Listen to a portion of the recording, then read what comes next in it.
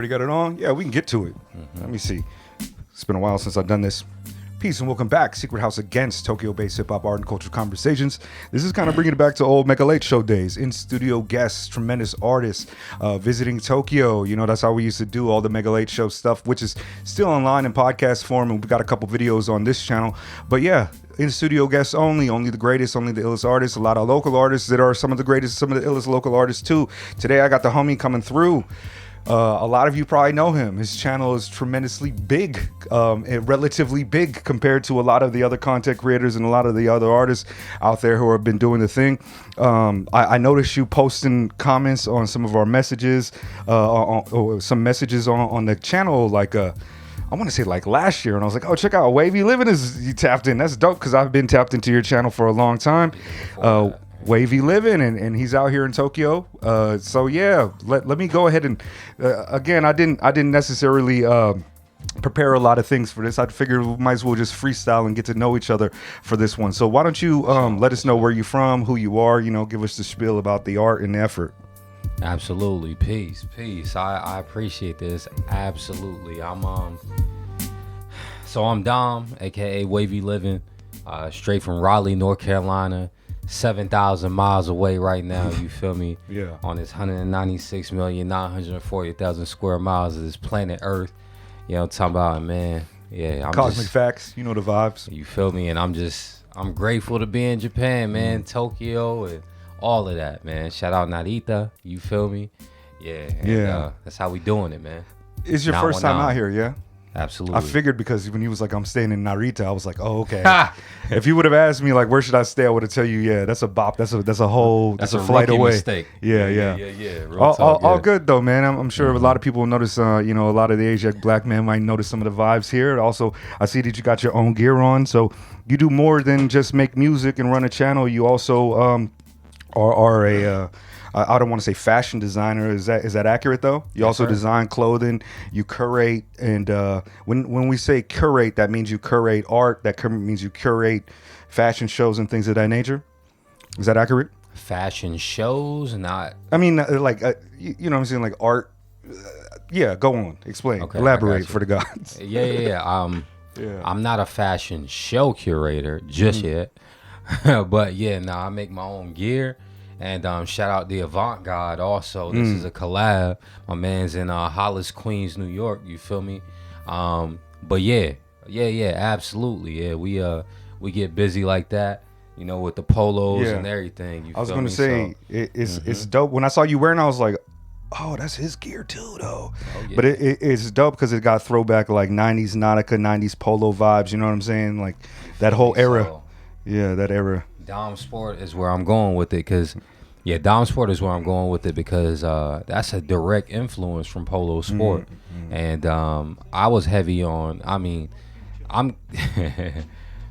Dom, aka Wavy.yliving, aka Poppy with the Naughty, you feel me? So that, all of that type of era, you feel me? So yeah, I'm just, low lives and all that. Influence. That's the influence. Big low life influence, all that. You know, Raz Fresco is my favorite rapper of this generation. Okay, you know, power, the Brisk in the House. You feel me? My favorite rappers are low lifes. Okay, pretty much. So it's R.I.P. just like Chino XL. You know what I mean? Yeah. Oh, R.I.P. Yeah. But yeah, man. So yeah, that's the inspiration. Okay, power. But Raleigh, North Carolina, huh? You know, do you know Dash Lewis?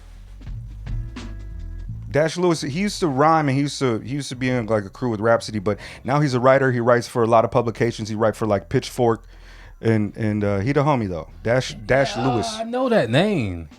Yeah, he been on our show a couple times. I did a couple collabs with him, and then also on top of that, he bombs on Pitchfork. He wrote the Lord Jamont Ogbon review that got the best new music. This year. He wrote that one. Maybe that's where I saw it, because Jamonte the homie, and I've seen him post the different things that he's gotten written about his albums or whatever, and I maybe that's where I saw it. But shout out to him. But you know, Dash, he I think he's like born and raised in North Carolina, so he really rocks and knows a lot of the scene and knows a lot of cats. I wouldn't be surprised if he knew exactly who you are. Like Raleigh, or did you just say in North Carolina?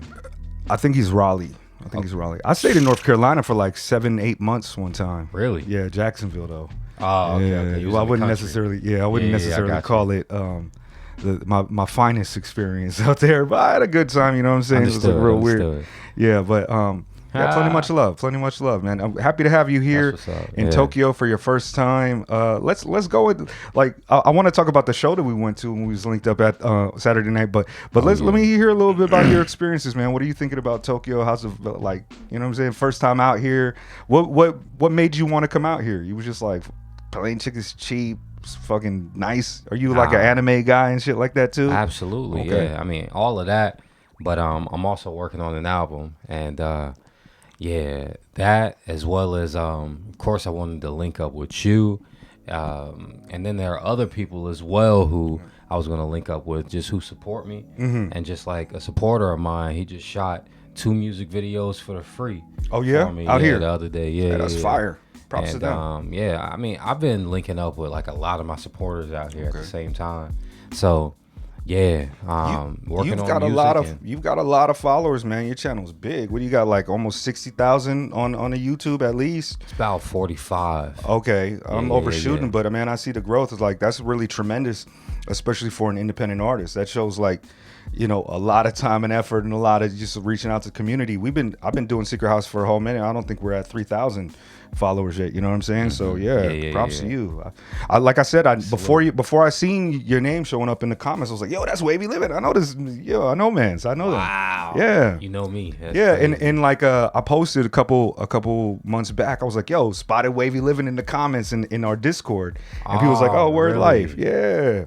Because sometimes it'd be like that. Sometimes I'll see somebody's name and be like, oh shit, that's Quasar from Typical Cats. Oh shit, that's, you know, people be on it sometimes. A lot of because you knows. Yeah, if you tapped into the community, even though we small, if you tapped into the community, a lot of people probably gonna know. It's like, you know, Cavalier shares ours. You know what I'm saying? Like it be the cats that in there. It's like I see Cavalier in the comments of other videos, so I know they tapped in, and I know some folks watching like Open Mike Eagle definitely, you know, be in there sometime. Saul Williams even, you know what I'm saying? So I'm not. Yeah. But you know, like I'm not trying to brag. I'm saying it's like, yo, I see it. You know, like sometimes you gotta let them know the jewels. Like, you know what I'm saying?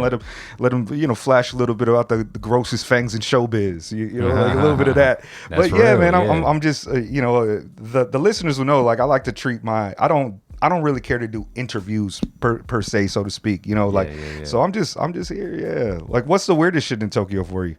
The alcoholism? It's just the sheer amount. Yeah, bro.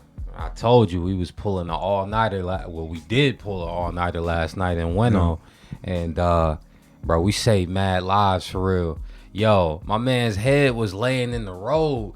We had to pour water on him to get him up. Yeah, you feel me? He's sitting there laying down with his head in the. And bro, the trash trucks, they just be speeding and flying through the little alleys and all that. So we had to get my man up. He was mad drunk. We spent like 5 minutes with him. You know, got him up, got him good. Somebody else, him and his man, they laid out, feet all in the road, like easily get your feet torn off. Yeah. You feel me? Saving mad. Yo, it's happening.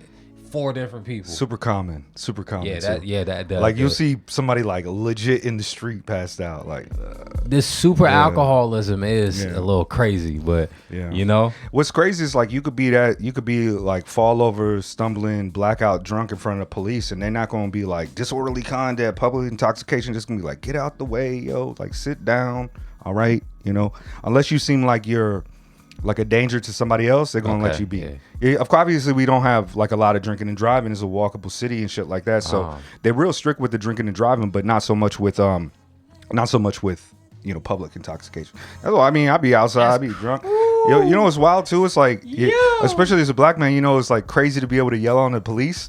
Yo, you could yell on the police out here. Like I be yelling on the police. Really? Yeah, like at first I was like real, you know what I'm saying? Like, oh yes, sir, yeah, you know, it was the police. I'm just happy to be here and shit. You know, like real calm and like that. But like after a while when they start harassing you enough, and it's changed a lot over the last few years. I'm gonna put that out too. But before it's like, yo, police stop you. It's like, what the fuck do you want, man? Leave me the fuck alone. Why are you stopping me? And you could really seriously yell on them and just be like, say my. And it's like, yeah, that's what I'm talking about. But you know, my man Maurice Shelton, shout out to Maurice. He really was a part of a class action lawsuit that went all the way to the top. It made national news. He sued the police department in Tokyo for racial discrimination. And I've been interviewed by it because I've been stopped like towards 20 times now by the police for no reason. And really over the last few years, especially COVID, it has changed a lot where they're not stopping just because you don't look Japanese anymore. Before it used to be you black in a certain area and you got locks, they're gonna be like, yo, you look like the type that sell marijuana. They have marijuana. Even the young homie Alonzo Mori, like y'all could look it up online, like type in Vice, Japan, racism.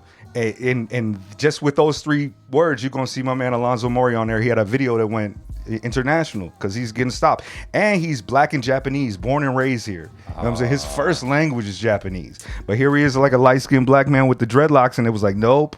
Yeah, but it used to be crazy. Yeah, it used to be crazy, but now it's better, but it's different too. You know how things change, but they stay the same a little bit. Yeah. Now they really trying to hold us down, and like I was telling you earlier, like get these foreigners out of here. I won't go into all the details and everything like that, but yeah, that's how it is now. I see. How about that show we went to the other night, man? Al Divino. We had a whole shoot. I feel like I need to bring up the flyer because it was a whole gang of folks. Grim Doza, Raheem Supreme. Who else did we have out there? We had Godzilla Supreme. Yeah, we had Jay Reaper from Doza. Jers. Jay from Jers. Low was out there. Who else? Buddha Monk was performing. Lav Life Rook. Fucking Bodie Rock was out there. He's not even on a flyer. I don't think. Dogs. Yeah. 3-Way Slim. Yeah. S. Kane, who is a cat that AV works with from Osaka. He's a Japanese. Well, I don't. He's not from Osaka. Maybe he is, but yeah, he was performing. I was there when he was performing. Yeah, yo, there was a lot of cats. There was a lot of cats. It was a real good, joint. Whoo, Yeah, Raheem man. Supreme energy was crazy. Yeah. My man, Godzilla Supreme is one of my favorite rappers of all of the time. I'm telling you, bro. The Man Wears Machino, one of my favorite albums. Okay. And I mean, I've seen him live before, and he just got in the crowd and he was walking amongst us like he did. And so like he had me and the shorty I was right over there with and all that. She was, she was feeling herself, and man, the energy was just electric, bro. A lot of fantastic performances. Low Yeah. closed the night out insane. Low is crazy. I was, to be honest with you, like, I like all these artists, but I was like I saw Low when he was out here, maybe the last time he was out here.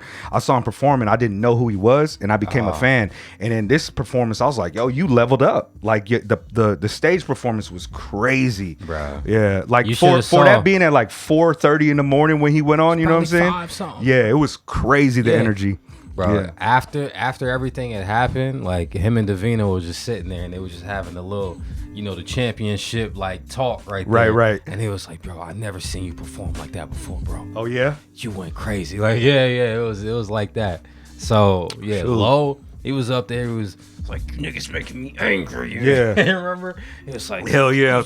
with the bandana, with the bed, he was, he was absolutely bombing, a unique styler. And even So Davino, shout out to inspiring. Davino, like the timetable got all messed up because Davino was like, fuck it, I'm going for as long as I want. Y'all gonna have to pull me off the stage. Wow. I think he had like his That's performance was like almost an hour. Like over an hour, I think. Yeah, he was rapping crazy. that long, Crazy, and I was beautiful. rapping along when that Case 2 came on. Yeah, it's Said crazy. burning one arm like Case 2. Yo, my man went Shout out to Case. crazy. Yeah. RP. Style Wars, you know what I'm Yeah, saying? absolutely. You guys don't know the vibes if you don't. I mean, come on, man. Yeah, but Style Wars. He was going crazy. Yeah. Yeah, it was great. That was my first time meeting Al Divino. I was actually outside in a smoking section, and he said peace to me, and you know what I'm saying, he was out there communicating with everybody, showing tremendous love to everybody. He was talking to my man Akil for like 30 minutes about New York, and just, you know what I'm saying, you get two old New York cats together and they talking about everything old New York, and I was like, yo, y'all best friends and shit now. I love to see it. You know what I'm saying? 'Cause that's the energy that they had that night. So it was wonderful. It was great. And shout out to Jay from Jers. I was like, yo, I'm a like, this is my first time really hearing your music. I'm gonna go check you out. And he was like, yo, take a CD. And I was like, yes, that's a hip hop culture I remember. That's a hip hop culture I love. That's a hip hop culture I grew up with. It's like cats handing out CDs. You know what I'm saying? Like handing out work, building that grassroots movement. So yeah, man, this is super wonderful. The scene be like that a lot too. Now that COVID's over, I'm thinking I might have to start coming back and doing this Mega Late Show thing again. Got to. Because I stopped doing it during COVID because the difference between my show and other people's show I felt was like I got studios in guest, you know, in house. I'm not doing hey, that's the new joint? Oh no, that's the last joint. Yeah, this is about 3 albums ago. Okay. Something beautiful. We talking about CDs and all that. So Okay. You got the tapes. Mine, yeah, look at the Dom Sport with the water. Yeah, absolutely. Let's put that on the table. My man, you know Avant God. Yeah, you know, based it off of the Iron Man. You feel me? So yeah, you see. Yeah, I see you. You got the Esoteric, you got the spaceship. Yeah, Absolutely. There we go. Wave.yliving, yeah. Wavy 777. Yeah, Wisdom Allah, victory. You know the vibes. But yeah, like, man, I felt like, you know, like I didn't really. I've listened to your music. I've been following your channel, but I wasn't like a really quick because of the nature of what Secret House does. I'm constantly listening to an album and I put it away, and then, you know, maybe I go back to a track or two. I was really on that, so I burnt myself out so much listening to music. I haven't really listened to like new hip hop album in like a month or two or whatever. Really? Okay, and I was just getting back to the last joint, Splendid Cinema. Yes, indeed. Yes, sir. I was listening to that, and I was like, hell yeah! It's like I knew who you were, but I didn't really know all the details. And to meet you and find out that also, you know, you have a certain kind of like a philosophical tendency to you that's really, really harmonic with mine and even my man Ak and a lot of people. Like it was really nice, man. It's like it was all like you was really. You was the most clear-eyed of us when we was at the show on Saturday. How's that being just like sitting there like, you know, you a little sober and everybody else is like forward and more like, yo, I love you though. I'm gonna just tell you that. You know how it is. When you sober at the event overnight, it's like, yeah, I'm not here to bankhead bounce like y'all, man. Like, you know, like if you know what I'm saying. Yeah. I mean, how was it?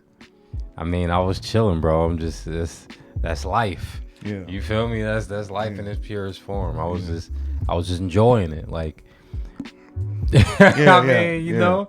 Yeah. That's I mean one the thing music the music gets you high, bro. On the real. You know. That's Club Asia. That's a kind of like a historic spot too. A lot of cats been through that club. Really?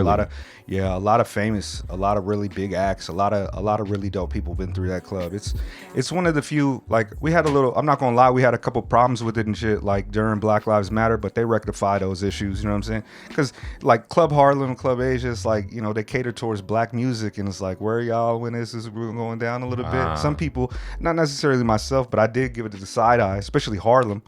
You call yourself Harlem. You got black folk music is all y'all playing. You know what I'm saying? But you just like, what happened? You know what I'm saying? What they do? Well, what they, you know, like a couple people confronted them, and then they threw an event, and they put down a lot of money towards it afterwards. You know, that was like, yeah, I think it was. I don't want to be incorrect, but I think it was my man Brooklyn Terry. Shout out to the legendary Brooklyn Terry, who you know, he took him to task a little bit, communicated through a Black Lives Matter function, donated all the proceeds, if I recall correctly. But when you say people like took him to task, like what did they like? Why were they doing that? Well, you know, why were they not Black Lives Mattering it up at the time, or why did people look at them like, why ain't y'all Black Lives Matter up? Yeah, I'm saying like, oh, well, just because it's like, you know, I think out here, especially a lot, like a lot of the black politics that we get out here is like very liberal black politics, right? And so because most of the people that come to live out here, they are not they're cats that had to go to college and were educated and stuff, and demographically, like a lot of people you know, even God bodies don't come from that type of lifestyle. You know what I'm saying? I don't have a college degree. I don't, you know what I'm saying? And shit like that. And so like a lot of them lean towards a, you know, heavily liberal, the heavily liberal political ideology, which makes black buying power and these things on the forefront of their mind. So when they see political action, it's like, oh, I gotta hit the hashtag too, I gotta do that too. And so people were looking at them like, well, what about like all these people in Japan love black culture, but they ain't there for black culture at one of the largest like populist protests in the United States history. Oh, type of okay. thing, what I'm saying? So you're saying that whenever all that was going down, people were being quiet and not showing up to stuff? Yeah, I mean, by showing up to stuff, I think just not posting online. So to me, I was just like, it was whatever. I was one of the cats at the Black Lives Matter march. It was like, yo, this ain't enough. Like why we're not allowed to talk about these police right here? That's my problem. You know what I'm saying? These police are my problem too. Yeah. And it was like, no, we can't do it. That's why we got what is that? It's if you look, it's a spider's web of wires out here. But yeah, I think just power across. But yeah, it was just like, I was complaining because my politics is further left than that. My politics is way further left than that. And so no way. But what I'm saying, like I don't participate with Western politics in the United States except as an agitator these days. I don't believe in electoralism, and some of my other Marxists disagree with that type of stuff, but I'll be on my own. I'll be on something else. But yeah, not to take it too crazy, but one of the things I do like that I do really appreciate about you, and what I was getting towards with your clear-eyed approach is like I've seen you also doing community work, handing out food to the community back in North Carolina, and it looks as though you was rocking with. I seen people in there who looked like they was either in the Fruit of Islam or the Nation of Islam, and is that kind of where your religious foundation is settled more in? With the Nation? No, that's not the foundation. If you're asking literally, that's not my foundation. But I mean, that's where everything has led me as far as shout out Wu-Tang. Word life. Shout out the 5% Nation of Gods and Earths. Always and forever. And yeah, bro, just through that you come across supreme mathematics, supreme wisdom. And eventually you get to the source, which is the Honorable Elijah Muhammad. You feel me? And yeah, bro, pretty much. Let me go to your album real quick and play a joint on there that I really liked. It kind of speaks to perhaps like a part of you that I feel comes across in your character. Shout out Kelsey and Philly. The splendid gentleman, sacred 7 Dom daughter, speaking how to eat to live with my grandfather. Upright posture, tortellini beat a pasta. I'm trying to make the family proud as Oscar. Replace polyester with cotton on the boxes. She said I was dressing suggestive with the joggers. What a life. My bad, I don't know. You bombing. Like, yeah, that's what we here for. We just chilling, listening to music. Cut the nonsense. I'm sipping ginger tea on Ottomans. Itemized deductions so my pockets slit. Study streetwise and scholars. My mama tell me I'm gonna be a great father, very splendid. You gotta fix a problem to go get these taste exquisite. In every aspect, I'm with it. We gonna be the winners if your patience sticking. Niggas let blood encrypt to go bang religion. That's hard. Trying to find a sample on that ginseng strip. Widen horizons, not just relive. It's real life, not no pretend. In and out, straight like that. I'm a big fan of authenticity in music. Actually, I was just talking about like in one of our newest episodes, I was really critical about a lot of cats who like to project the supreme math and also rocking with the Nation of Islam and add those little seasonings to their music. But when I listen to their music, a lot of it seems counter to a lot of the these positions. It'd be a lot of antisocial rhetoric. Like I understand, like we love women, we like to get women and stuff, and that's like a part of it. But also a big part of the music be like you championing like having sold these drugs and still maybe speak as currently still doing these type of things. Speak of when you on wax talking about killing people, you talking about killing other poor people. You're not talking about killing the police. You're talking about killing politicians. Not even talking about killing anybody who's like oppressing you, is like you on some real antisocial things. Bro, yeah. And this is what I was trying to explain a little bit earlier, is like when I meet cats that is down with Islam first, you know what I'm saying, the foundation is Islam. It's a little different than the gods that I built with. When I became God Body, I really, I have heard Wu-Tang and I understand what they was doing, but I also understood that those are the material conditions that they come from, and it's forced them into these pathways and lifestyle.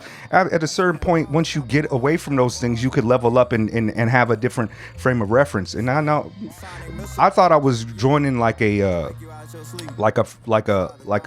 spiritual order of academics who wanted to change the world with their politics and their beliefs.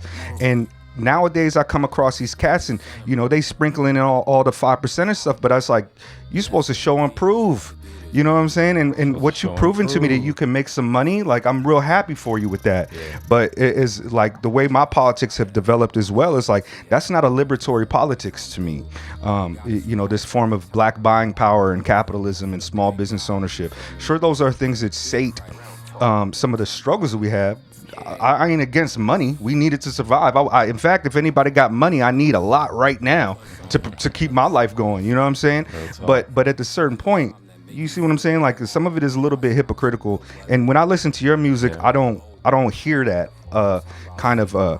what I would say is incongruency or ideological incoherence. You know what I'm saying? It's like I only believe in Allah, but also like I'm a Gemini. You know what I'm saying? Like those are two different things. Like you can't be Christian and a Gemini in the same way. That's like those worldviews is weird. You know what I'm saying? But when I hear you, what I'm saying is like you preach this thing. I see you outside doing the work with the community, and in your music, you're not like, I'm about to kill every single one of these and then sell their mom drugs. You know what I'm saying? You feel me? Yeah. So I like that about your work. I appreciate it. Yeah. Like, do you feel kind of like it limits your reach a bit, or you feel like people are looking for that too? I don't really care because I mean that's not even my reality. But the thing is though, one thing that I say is that as humans, everybody to an extent is some kind of hypocrite. And it's just like with all this stuff, this is the person I strive to be 100%. But like I've had like certain women that I know reach out to me and say, like, you need to calm down, cause like I'm honest in my music too, and it can be sexual as well as educational and all that type of stuff. You feel me? And so it's just like, I guess that's what it replaces that like drug selling and killing niggas, but right. But I don't go crazy as far as being disrespectful. Yeah. I just talk about my life. Yeah. And so it's just like that's the full spectrum of the human experience. Exactly. So it's just like I'm not perfect, like I ain't pure on the record, but I'm showing you what I'm trying to be and really what I am at the same time. Right. But I'm showing you the humanity within me to where there's God and devil. Sure. On the real. Yeah. But I want to strive to be more godly. Yeah, like even myself, it's like I'd be remiss to say that I wasn't, like that. I'm still like, ask even AVE. Like I'm one of the first cats to be like, yo, I'm about to punch this dude in the face right now. Like, you know what I'm saying? Like I try to be on point as much as I can in certain areas, and I have I guess you could say like a value hierarchy of things that are meaningful to me and things that I won't like. Somebody transgressing on this, I'm gonna do it a different way. I love women too, like profoundly. You know what I'm saying? It's probably the thing that like, it's like probably one of the things I love the most on this earth. And so, like, I get that and stuff too. But I listen to raps to be about killing. It's a lot of times I just don't settle with that all the time, because I start to notice, me personally, it's like diet. It's like you keep on eating fucking Cheetos, your shit's gonna be orange.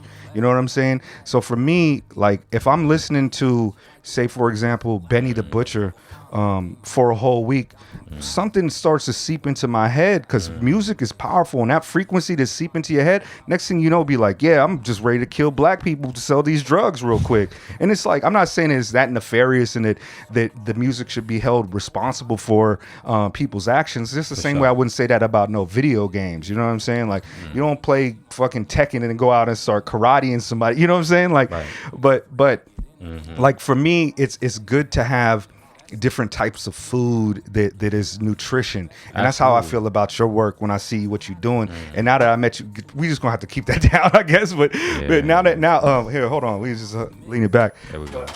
But now that we, you know what I'm saying, we now that we, you know what I'm saying, that we met, it's like it fuck it. Yeah, it just make me like, okay, yeah, mind detect mind. I knew he was going to be a good hang. I know he was going to be good folks, and I'm glad that we figured that shit out. Yeah, wonderful. So about this new album that just dropped in June?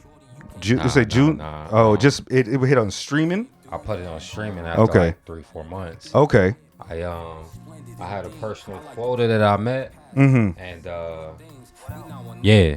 so eventually I put it up on streaming. Okay. But at first, before anything, I had it on sale through DM, and then eventually I put it on Bandcamp. And after a minute, I guess June, is when I put it on streaming. It originally officially dropped at the end of March. Okay. So yeah.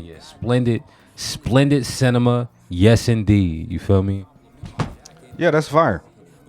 You got you was rocking something like that the other night. It was a different colorway, I think, but yeah. I like the third eye. Yeah. Big forehead, big third eye. I'll live my life.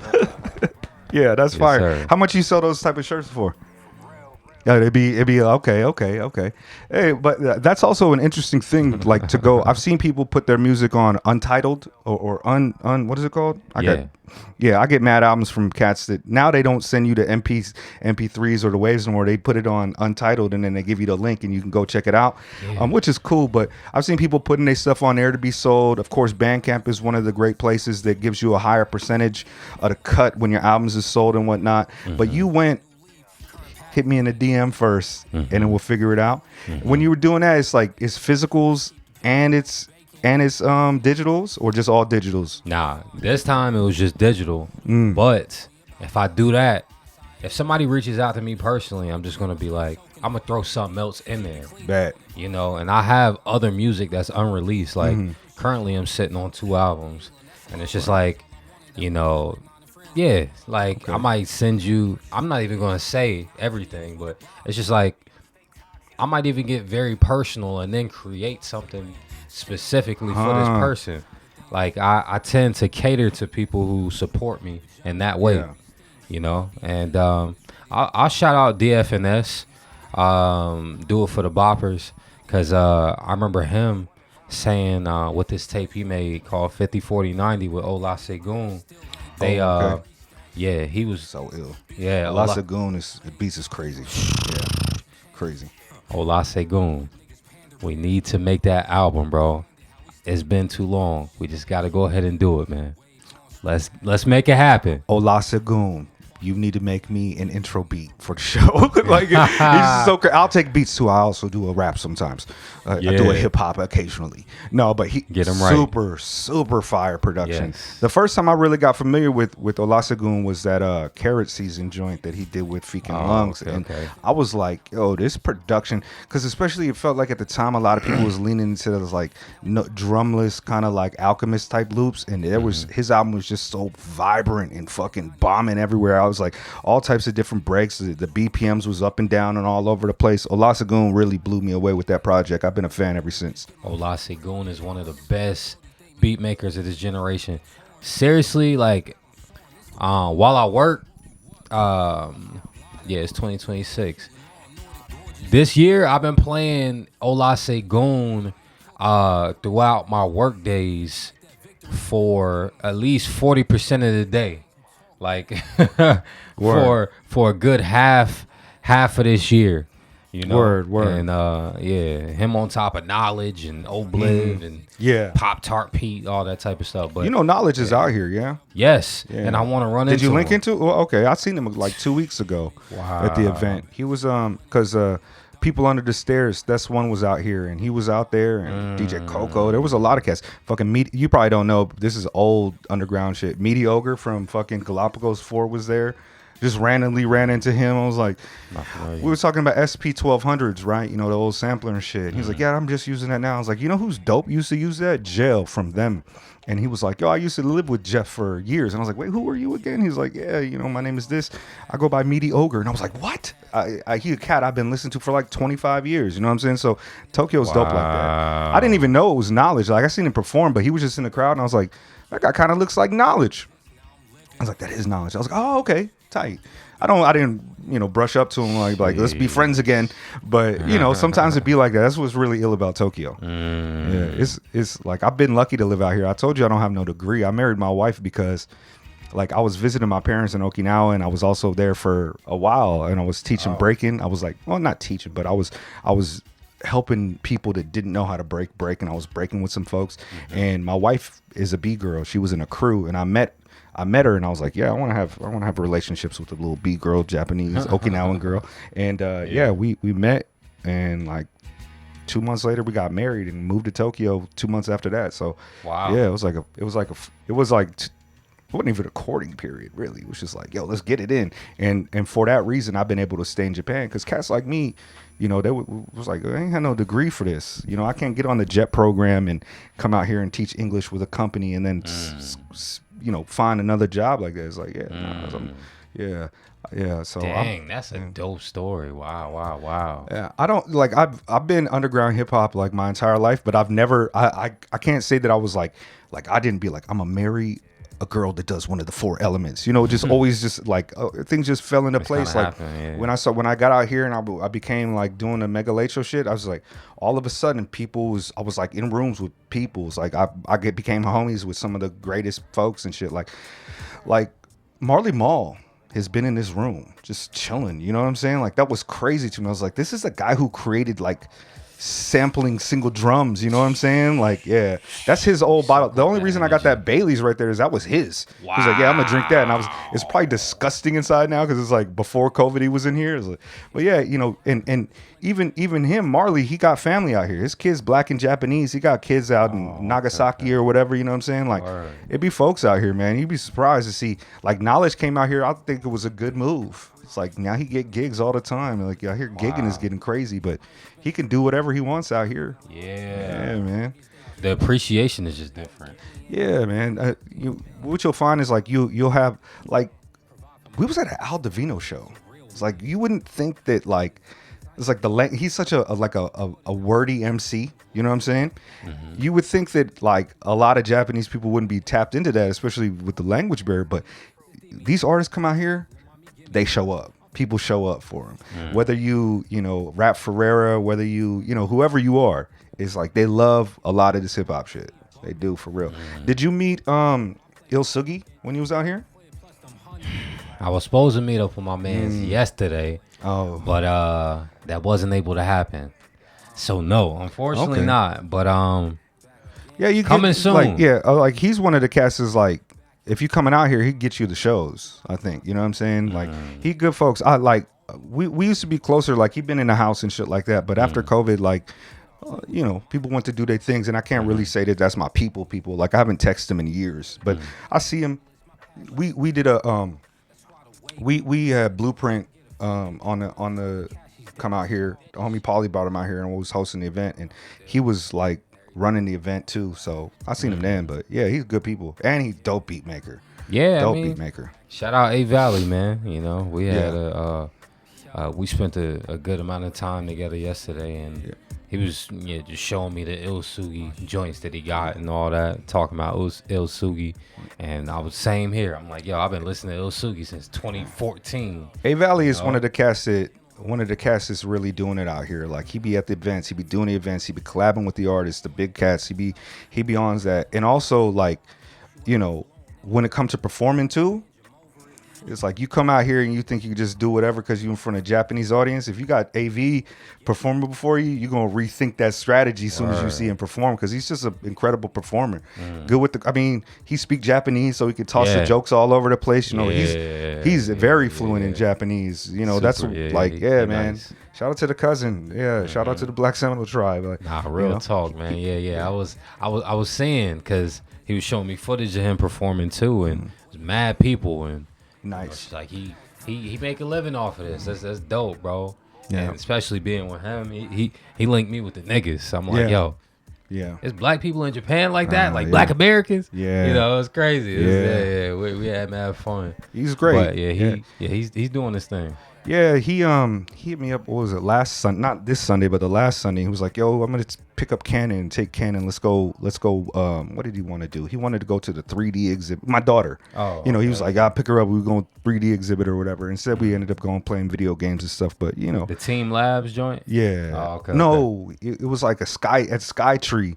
At the Tokyo Skytree, they got like on the top. They got like some type of virtual reality things where it's like you virtual reality and it fly you through Tokyo, or you got video games and stuff like that. And I'm looking at the price. I'm like, yo, you just don't spend that much money on her for this one. You know, hold on to that. You know, let me borrow $1 if that's what you're gonna do. But instead, we came out. You know, that's family. Did you meet MJ? MJ the Sensei? Nah, that's his.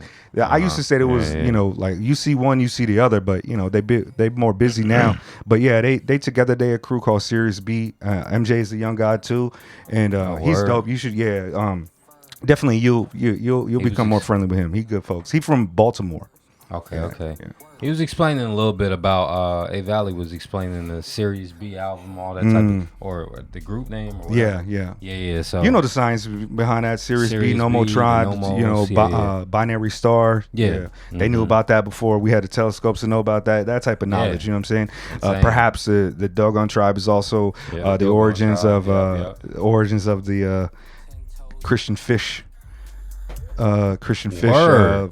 Mentality. Yeah, you know, they used to jump and they look like dolphins and shit. So they believed that I haven't done the knowledge in 25 years. But if I'm throwing back, it's like they believed that they were the people were like dolphin-like beings from Sirius B. Oh, okay. Dolphin, so it's like fish. You know what I'm saying? But it's a mammal. But you know, like I don't know, man. I used to get that Dr. Malachi Z. York newsletter. You know what I'm saying? They get the books. I'll be like, yo, what do you mean the Earth is hollow and the people inside is white folks that got like more pig-like noses? Like they used to give us that type of information. Wow. Yeah. You know, like you familiar with Dr. Malachi? That would be very intriguing to read. What was that? I mean, if you look at somebody like David Icke or a lot of these flower shop workshop type of casts like Drumvalo, Melchizedek and stuff, basically the shit that they was spouting is the same shit that Dr. Malachi Z. York L was spouting, right? And of course, you know, the FBI, CIA got Dr. Malachi. I don't know whether the allegations are true or not. But regardless of that, like, he used to be the one that was talking about, you know, Zachariah Stitch and shit, like the 12th planet, you know what I'm saying? Nibiru and all those things. And so that was one of the things that kind of pushed me a little bit further away, because when I started, I wanted to be, you know, Nation of Gods, and I want to be Nation of Islam, Nation of Gods of Earth. And then when I started building with the plus degrees, they started telling me all this stuff. I really got into that conspiracy theory, new agey element of it. You know, my cats was wearing, tiger's eye, you know what I'm saying? And all types of jewels and stuff, you know what I mean, like crystals and orgone collectors and Flower of Life mystery, you know what I'm saying? I see the Flower of Life on one of your album covers, like, you know, that type of thing. So I was really into that. And the geometry, the sacred geometry, you know what I'm saying? Like, and I used to be really into that stuff, but it has been a long time since I've refreshed those jewels, man. For sure. Yeah, and also it's like one of those things too. It's like, I mean, like it's like, you know how you only read a word and then you mispronouncing it until somebody tell you about it later, and you're like, oh, okay. So I used to call it the Dogon Tribe, but it's Dogon. See, I didn't know that. Right. Yeah. It's like you only you only read a little bit. It's all of a sudden you'd be like, rendivious, and be like, no, that's rendezvous. You know what I'm saying? Rendiviousness. Yeah. You know what I'm saying? Like, it'd be like, especially academic terms. Sometimes I'll be like, yo, I didn't know how to pronounce that. I didn't go to school for this. I read a book and, you know, I thought I was bombing. It'd be like that till you get the knowledge. Right. So let's go back to the album. I know we just building, yeah. Like, so let me ask you also about a little bit about, you know, I mean, I want you born in knowledge of the name, like the Wave God. You know what I'm saying? Wavy.yliving. Where does this kind of? Where did you come up with this, and how did this kind of come in? What is the meaning behind the splash and those type of kind of philosophies that you got a lot embedded in your music? Yes, sir. Yeah. So, as far as Wavy.yliving, so my YouTube channel. So originally I started my YouTube channel as a way to promote the music that I wanted to hear and the music that I wanted to get out there. So originally I started in 2011 when I was 13, 14. And at first it was... You wild younger than I thought. Yeah, because you got the wisdom degree. So like you hold yourself different. I thought you was maybe in your 30s. Nah. Yeah, I'm still in my 20s. So yeah, just because the wisdom, not because of your parents. You know, black don't crack. You could be 55 maybe, but you know, I just because you hold yourself, how upright you are. It comes across. But go ahead. Yeah. So I mean, it was just I originally created a YouTube channel because I was just very fed up. Well, first off, I will say, and I can get so layered with this, but I'm gonna summarize and say, when I basically. Me growing up, I wasn't allowed to listen to rap. I was only allowed to listen to Christian rap and gospel music. Okay. You feel me? And R&B, heavy R&B, soul, Earth, Wind, and Fire, and all of that. That's why I'm a young old man as far as like, yeah. So, you was listening to Luther before you was listening to you know, Nate Dogg. Absolutely. Yeah. Oh, absolutely. Word. Yeah, man. Yeah, listening to all that R. Kelly and Fantasia and Music Soul Child and all that type of stuff. Bilal and all that type. They never got that deep, but still. Bilal usually got rappers. He got J Dilla beats. Yeah, sometimes it'd be but still. But Maxwell, you know that lane. yeah. And so so eventually in middle school I got hip to I can't recall what drew me in first, but I ended up listening to Mad NWA and Eminem and Redman, The Goodness. Yo, that song was so crazy to me. And then that just the album or is that There is a Dark Side. Yeah. I'm talking about like I got a big, you know, wall poster of big poster the album cover. I'm a huge fan of Redman. Oh yeah. Shout out Brick City. Shout out Elmwood Park, New Jersey. Real talk. You feel me? Shout out my man Benji Socrates. Anyway, so yeah. Eventually I came across Big L Put It On, and that kind of just threw me down the rabbit hole, and then I came across. My man put me on the Hobson, and people always go crazy when I talk about Hobson because people always want to clown him. Sure. But bro, at the time, 2009, he could rap. He could rap his ass off. He can rap. I mean, to this day, he can rap. I haven't listened to him in a very long time, but still, I always give that man credit. Yeah, I've never. I always just thought he was kind of strange in a lane that it wasn't necessarily mine. Yeah, you know, the eye context is a choice and stuff like that. But I've listened to his songs and been like, he rapping, he doing a good rap. Yeah, that's a rap. He's just like he's like in the Eminem lane. Yeah, that's right. You know, and so it's just like Eminem was another one, and I was sneaking listening to all this stuff. What about like a Joyner Lucas? I feel like they kind of Joyner Lucas, Hobson, Eminem's kind of that towards lane. That like a high level technical lyricism. Yeah, exactly. I never got into him, but still I respect him because I respect his pen, you know. But or at least his attention to detail and him being a student, you know. But yeah. So anyway, so eventually I was listening to all this like hippity hop. Yeah, just super hip hop stuff. Yeah, and then eventually real hip hop. Yeah. You know the vibes. And then I got more into Logic. And this is 2010, 11, and then Joey Badass came, and that changed the game for me. Sure. That was the man who made me officially write bars and write and record a song. Yeah, Joey Badass, Capital Steez. 1999. Yeah, what you about to say? Yeah, that first jump off 1999. The beats on that. I mean, it almost like it brought it back to the element, like it brought it back to like, it was nostalgic and brand new and exciting at the same time. New golden era. But pro era beats and joints at that time were really fire. Yeah, I'm still a fan of Joey. I just don't listen to his music all that much. Not because he got worse or something or he got famous or something. I just kind of like fell out of contact with it. You know what I'm saying? I got you. Yeah. But I've always been a weirdo underground kid. Like I was listening to Company Flow in like 98. You know what I'm saying? I was listening to all the underground cats in 98. Yeah. I mean, I've been one of the 4 Element kids, like the weird kids. It was like I was really anti especially at the time when I was 5%, I was really anti a lot of the cats that was on the mainstream because I was like, this is not even right. This is not even right. This, that's bullshit. You selling out. Look at what you're doing. You know what I'm saying? Like, and the underground scene was supposed to be against. Initially it's against the mainstream and against music labels. It's ownership of itself. So a lot of my ethics came from that. But I'm I was surprised to hear that you was that age around that time because I'm 43.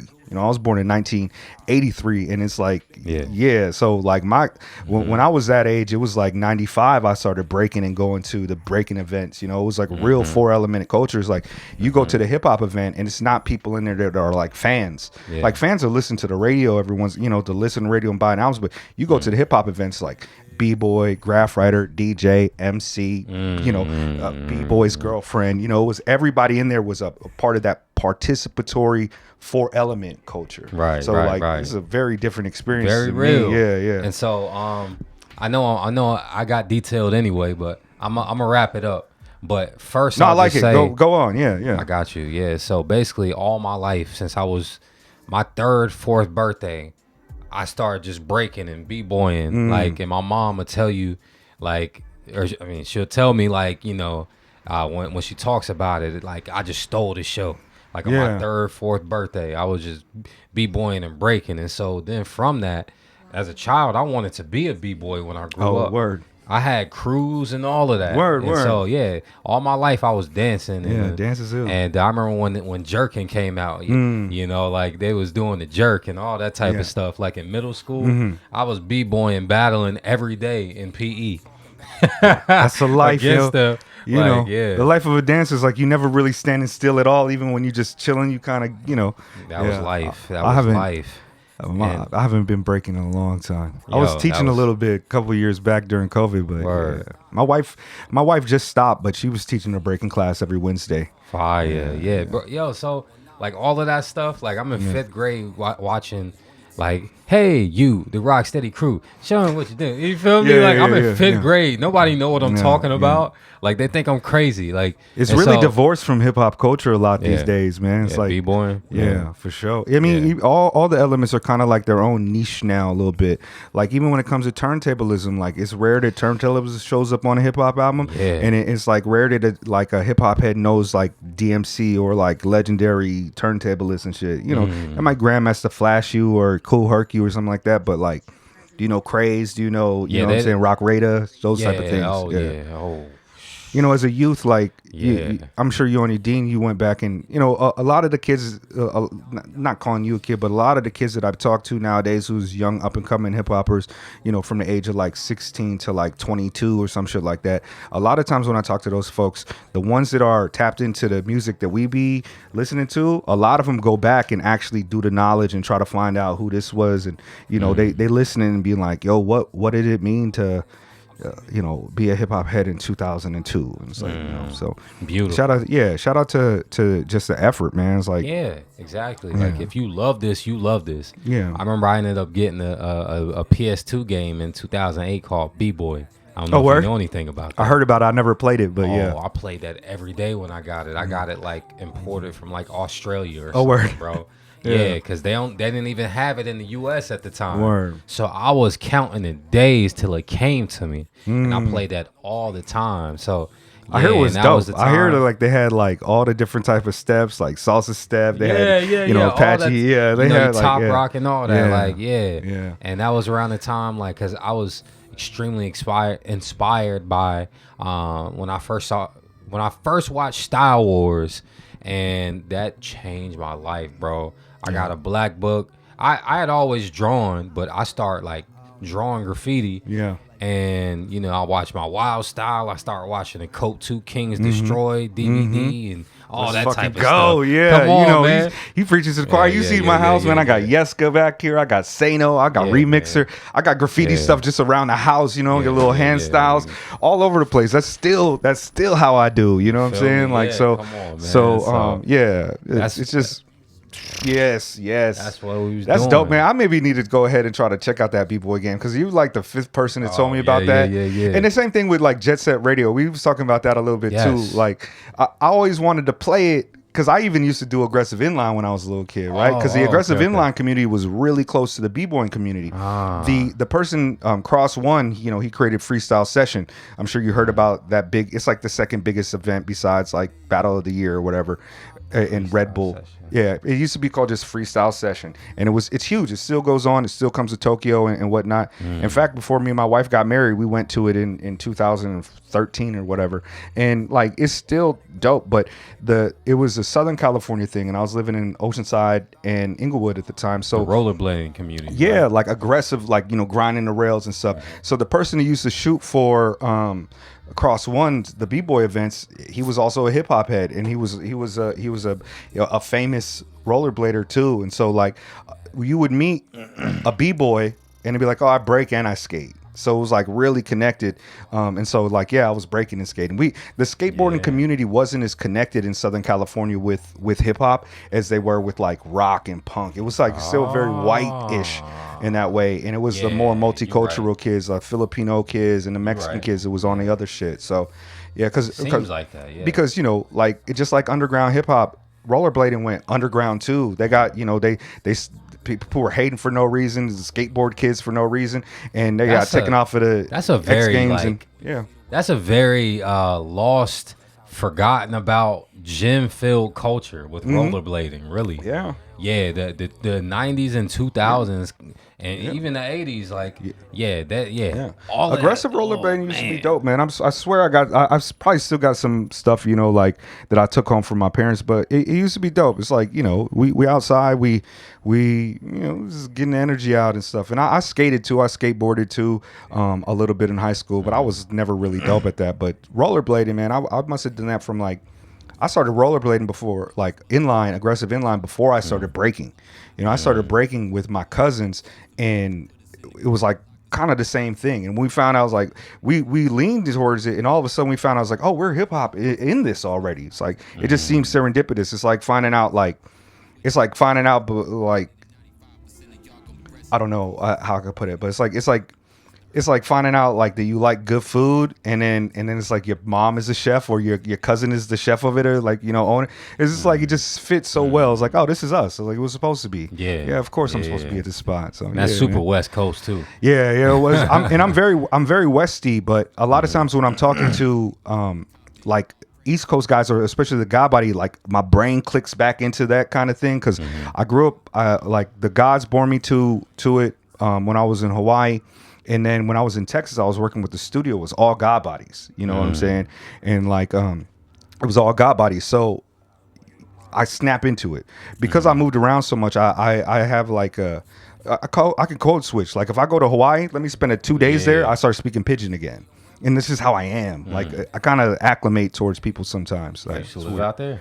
Yeah, I lived out in Hawaii for like 3-4 years. I went to high school out there. Yeah, I went to high school. I went, you know, 10th, 11th, 12th grade. I had to leave because I was still in cars and I had to flee, and that's how I ended up in Texas. But I was doing crimes, man. I was doing crimes. Like, I mean, like, you know, a homies was getting arrested for writing graffiti, and I was like, and then, you know, then CID shows up at my house like, no, we got you for 12 cars. It's like, no, you didn't. I'm leaving tomorrow. And I was on a Mac flight quick. Yeah, we was doing like, you know, like I wasn't like gaming. Like in high school, I wasn't gaming. I was outside. I was writing graffiti. I was breaking. I was trying to, like, you know, talk to girls behind a, you know, I was really outside. I didn't start gaming until I was like playing games for real until I was like 32. I got a PlayStation 4 and was like, yo. I mean, I gamed when I was a kid, but the last system that I had like, when it came out and was like really popping with it was a Nintendo 64. And after that, I would get a system, but I'd be outside. I was like, I ain't got time to play with this all day. You know, we wasn't like Especially we didn't have, it wasn't like internet games too. It's like, Oh, you know, yeah, it's like play a definitely 1-player game, just leave it alone and go outside, and maybe the homie come through. Y'all play a little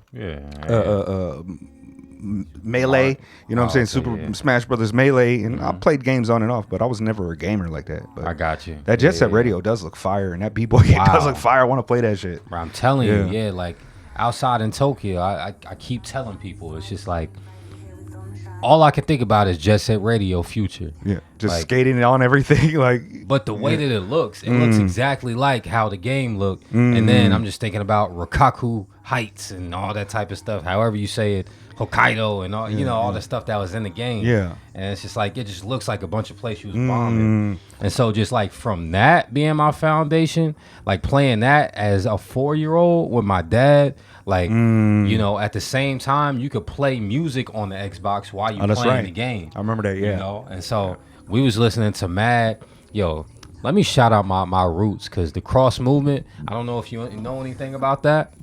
Who's that? The Cross Movement Records. It's a Christian hip hop record label who they like pioneered like Lecrae and all this type of stuff. Okay, I know Lecrae, yeah. And so like back then we was listening to all of that at the same time. And yeah, it's actually some pretty fire music. People just don't know, bro. Like KRS-One, shot it because the ambassador is a dude in there. And he was like the main dude or whatever. Yeah. Ambassador said this album called Christology is like a classic, which it is. Got some of the like the illest beats, like an Illmatic Christian hip hop album. Right. Real talk. Word. Like we was listening Kendrick Lamar is like a Christian rapper to me. You know what I'm saying? Oh. You know what I'm saying? Like he be on it. I mean, but it's not like, you know, I got Jesus in my heart raps, but it's like he very Christian. You know what I'm saying? Very Christian, and he pretty upright for the most part. Okay. You know what I'm saying? He not, you know, so Christian rap. I mean, like I think people hear that and they're just like, ugh. Yeah, exactly. Yeah. Because I remember I had some. I remember when I was in San Jose, I had some. We was chilling outside at the back of the, you know, a coffee shop that my homie worked at. We was out there smoking cigarettes, and you know, and these two dudes walked up and it was like, yo, we just spreading the word of Jesus. What are you guys doing? Rapping? It's like, and then he started rapping, and I remember he was like, his first bar was like, yo, I got Jesus in my heart, and I was like, oh my God, this shit is trash, bro. Like, don't ever come into the cypher rapping like that. And so for a long time I made fun of Christian rap, but I mean, I like, you know, it's like I'm gonna put you on. Yeah, because me too. Real talk. It's like, yo, I listen to anything that's fire. Yeah, my nephew Rock probably, you know, my nephew Rock is a Christian. He probably listened to that, but he like he really gangster too, so he's probably like, it's like if you talking about shooting the devil, then he'd be like, hell yeah, you know what I'm saying? Right. Like, and these days it'd be like that. Like you could sound like the Migos and be a Christian rapper. Yeah. But anyway, it's just like playing Jet Set Radio, bombing stuff in the game all day. That's right. Like as a 4-year-old, eventually, I started after like eventually watching the Style Wars and Wild Style and all that stuff, and I got a black book. And I got an MP3 player. My dad always looked out for me with LimeWire and hooked me up with everything. And then he knew I was into that stuff. So then he started like teaching me how to do it. And then I started downloading Grandmaster Flash, the message. And I go from Grandmaster Flash to Raheem Devon and like whatever, bro. While I'm sitting there drawing something in my black book, my godmom got me a graffiti book, which you could just color everything in. But then I start like basing my drawings based off of everything that I was seeing too. And so then I just took it to the garage and I was just practicing my spray painting. And I would go to the spot in my neighborhood and practice. And one of my mans to this day, he's a big supporter of mine. My man Ladarius. We would literally battle. I would write something on this spot in our neighborhood, like this hidden little spot. And then y'all was crossing each other out every week. Every time, he would go over. He would go right over what I just did, and then I do the same thing to him, and then we end up b-boy battling and all that type of It was we literally had an '80s experience in the 2000s. So with all that, man, and playing. I don't know if you ever heard of Mark Echo's Getting Up. I have heard of that, yeah. I've never played it, but a graph game, right? Big hip-hop graph game. You got Talib Kweli talking for the main character. You know, you got Mad Talib Kweli and all that type of stuff throughout the soundtrack. Yeah, bro, my childhood is wild hip hop for real. I was gonna say it's crazy to me. Like it's been a long time since I met a younger person who even has any sense of graffiti culture, and it's been even longer since I met a young person who's a black man. You know what I'm saying? Like I was talking to Sano, and Sano's a legend. He started writing in Cleveland in 1983, bombing, world famous. He did the Searchlight Records logo that they held up Illmatic because they were waiting for that logo to release the album, and that's him. He's an absolute legend in graffiti. And I was talking to him, I was like, where's all the black kids that write graffiti? And he's like, they out there, man. Like, a lot more in Cali where he lives now, in Los Angeles. But he was like, he said, yeah, I'm kind of right. It's like youth in general is leaning less away towards actual graffiti writing, like style writing, going outside and doing the illegal act of it. Now it's more like permission walls. It's doing it for sure on a tablet, and it's dope. But it's very strange to hear somebody have that type of experience that you had. Oh, especially if it's rare. Did your dad used to write or? Nah. That's so wild that you just picked up on it like organically. You know what I'm saying? Like played a couple video games and you know what I'm saying? Was like, yo, this is the kind of lifestyle that I kind of want to lead. And I get that, you know what I'm saying? I used to want to be a Ninja Turtle. I just want to live in a sewer, practice being a ninja and eat pizza all day. Exactly. If I have my way, my dreams came true, I'll be in the sewers right now with the damn, pizza. Come on, with man. the pizza. I mean, on the real, like, watching the TMNT 1 and 2, they was skating and listening to hip hop and what wasn't Michelangelo writing or something like that? He might have been. I know he was skating, but Raphael's outside. You could replace all the voices from the Ninja Turtles with like with Wu-Tang members. Like imagine Raekwon is Raphael. It works perfectly. Yeah, this is real hip hop shit. Yeah, this is real hip hop shit. Crazy. Because even the way they talk is like super New York. He's like, wow. That's the first time I heard "damn" in a movie for kids because he's like, "Damn." Oh, shit, man. You got your ass beat by Casey Jones and you lost your side saving a woman, saving April. It's like, yeah, damn. It's like, all right, man. Yeah, that's a classic. Yeah. It's amazing. Have you ever seen Teenage Mutant Ninja Turtles? Oh, the nigga turtles, yeah, my man, it's real. Yeah. Oh, come on, bro. It's so crazy. I put my dad onto that for sure. I remember, bro. I almost got us. I don't know what y'all had. Okay, where was the last place you lived in the U.S.? Texas. Texas. I was living in Texas for 4 years with my nephew. Okay, so did they have the EOGs like in school for them, like the end of grade test? Oh, at the end of the year, I think they had some type of test, but my nephew was on his dean, so I didn't even have to pay attention. It was just me and him living together. He was always getting, B's and A's, and occasional C. But yeah. So the EOGs, we had that in North Carolina, like the end of grade test. That's like right before the year end, and so I remember. You remember if there's any distraction or disruption, they stop it to where everybody has to turn in their test and you have to take it again. Oh shit. So I was in there bugging playing Nigga Turtles like and I could have got everything shut down, but I was just like, yo, I gotta watch this, bro. This is like tremendous. Yeah, tremendous. Yeah. But anyway. Now when Splinter's locked up and him and the other boy is singing and she's like, nigga ain't worried about nothing. What? Nigga ain't worried about nothing. Yo, Shudder's like, heard you sing a nigga clock out. That's right, I give you a Mexican name. Heard you sing a nigga clock out. Yeah. You don't get no respect.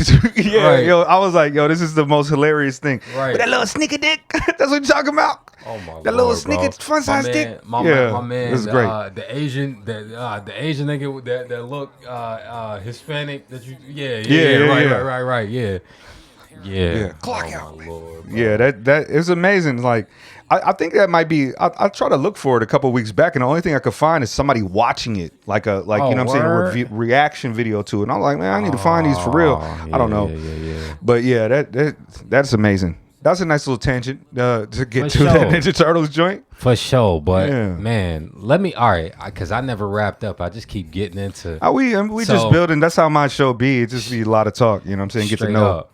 Yeah, bro. So just to plainly say, so as far as the YouTube thing, I started my channel. It was just called Sickest Rap. Okay. I'm 13, 14. And then it was that name. If you ask people in the community, they gonna know what you talking about when you say sickest rap. Okay. And then eventually 2015, 16, that's when I was a teenager and I started getting fly because I was getting money for the first time.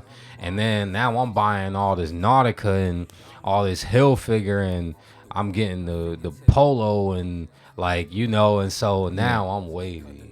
Like, okay. my lifestyle started to change. Like, okay. And then I'm like outside and like, it's just like, yo, I'm wavy.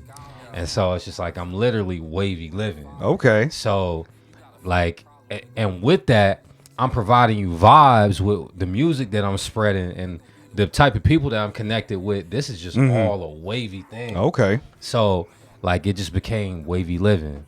Okay. But it got to the point where I kind of embody that myself. Everybody was calling me Wavy. Everybody called me Wave. Everybody called me Wave God. All this type of stuff. Dom Dada, Dom Julio, all this type of stuff. And so I'm just like, I embody wavy living. Let me take that alias on myself. So, you know, hence you have wavy living. That's what's up. Yeah, I rock with it. I dig the vibe, and I also like a lot of the how can I call it? Like the visual elements that you put into your work, like the music videos. Yeah, the visual aesthetics that you put into the work. That's just hard. I like this cover a lot with the, you know, the water with the light shining through to the water with the third eye. Yeah, you got to make it right. Sir. So this last album this album that is most recent, is that accurate? Splendid Cinema is the most recent. Yes. Like I don't know if I want to get into before we get into like playing the track from it or everything like that. Let's talk a little bit about the creative process, because you make beats as well. Yes, sir. You make beats, you rhyme. So what is kind of the creative process for you? Do you usually with the writing? What is your creative process? Do you write to a beat? Do you kind of write and then match it to a beat later? Nah. I usually have a beat in advance, and then from that point on, then I put bars to paper. But you still use paper and pen? Yeah, okay. Absolutely. Okay. But now, I mean, I use my phone too. Sure. But when I really have time, I like to just have the paper. There's this dude where I'm from. He's from a little country town called Wilson. His name is Sway. He's more on like the trap side or whatever. But like I used to chill with him and some people I know, Cushites, who also produced the songs on this album. I met him through him. Anyway, he was telling me years ago, yo, something about when you write with a pen and on a paper, it's like you're using all your senses opposed to just you know, like just using your thumb and like typing it in. So it's just like I like to write literally, like physically. Okay. You know, and it just also just seeing your draft like instead of on your phone, plus knowing that you can lose it on your phone too. True. You know, so I do that. But to create, well, what was your question? Oh, bro? the first, like I want to know about the writing process, but also like as well as the production process. What type of equipment you use and things of that nature. Yeah. So I just use Serato Studio. That's it. Oh, Serato. Yeah. Okay. Yeah. Serato got all types of new features now. You can even do like take the acapellas from songs and shit like that now, right? Exactly. As you can see, I got the turntables here, so you know I use Serato as well. But I haven't spun the them turntables ain't been on in like 2 years. Yeah, bro. I literally just use my laptop and just flip samples by using the keyboard and like and just get busy. Did you start producing before you started rapping, or did you start Nah. First was rap? I only started making beats like in 2022 or something. Oh, okay. Yeah, and so I mean I've been writing since like 2011, 12, so yeah. Okay. Yeah. Oh, that's what's up. I'm always interested in that process. Like for me, fun fact, the first beat I ever wrote to was Rhinestone Cowboy. So the Doom joint? Yeah, the Mad Villainy. The Mad Villainy joint, yeah. The Rhinestone Cowboy. Hell yeah. Shout out to that. Absolutely. I don't like I I think that, you know, I tried to rap when I was a kid. Like, we used to freestyle and stuff like that, but I never I never considered myself an MC or a rapper like that, and I still don't. But I got into poetry more, and I got into like random kind of rhyming, and I still do. I just recently, like last year again, started bombing again a little bit, and I finally put down a verse on a track with my man Tetsuo that'll be coming out on his next album, and that was like the first time that I rapped in like been on a track in like 20 years. Wow. I think the last time I was on a beat was like 2005. And you know, I used to produce and do that stuff too, but I fell out of love with rapping when I went to Texas.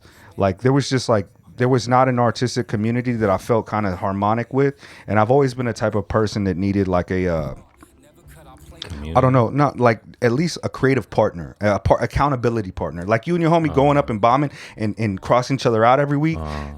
Not on some antagonistic shit, but like still starting chill. You know what I'm saying? Yeah. But like, I got you. But like, it's like I have to have somebody there to inspire me. Some type of collaboration. Yeah. My homie Sat, he would leave the house without a poem and come home with a poem, and I'm just like, you just did the poem and just came home with the poem. Okay, I was like, I do that too. I got you. It's like, so we would create like writing project. Like when we was on the train the other night, and I was like, yo, I was just talking to Ak or to somebody, and I was like, yo, stack three words together to create a new color. And he was like, what are you talking about? I was like, I don't know, I'm pretty drunk.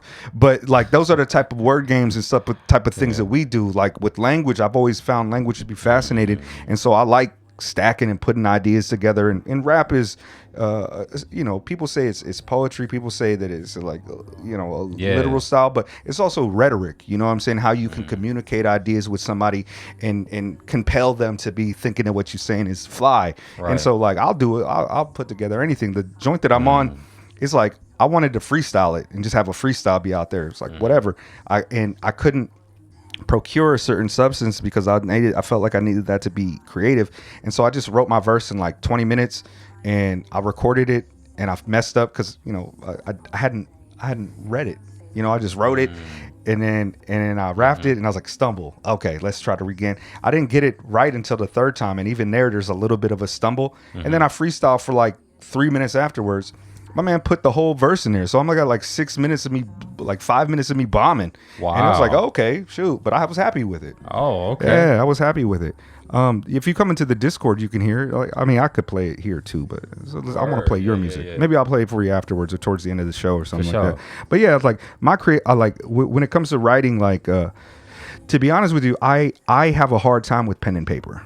Okay. Because I'm an editor. Like, I like to, you know, like I usually don't write through and then be done. Like, I'll connect it and be like, oh, I want to cross out this word and replant. And it's like, so even when I was writing poetry before, I would write at my job, you know, in the office. I would write on the job. And before we had, you know, these smartphones, so I would do a lot of writing on my house at the keyboard. I'd be talking to, like, you know, me and my homies, we would stack online with each other in the group chat or whatever, just talking shit. And I like to use my phone for that creative process.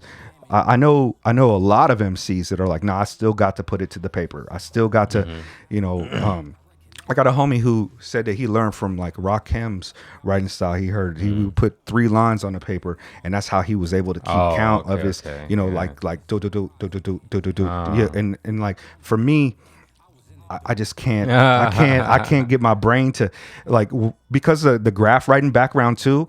I'm also, when I'm writing, I'm also thinking about making my letters look okay, so that it's like not sloppy like that. You know, I'm trying to make it look clean and keep it. It's just like, my brain cannot fucking do it that way. Yeah, I mean, yeah, having a phone is super convenient because you just get it popping at any second in time.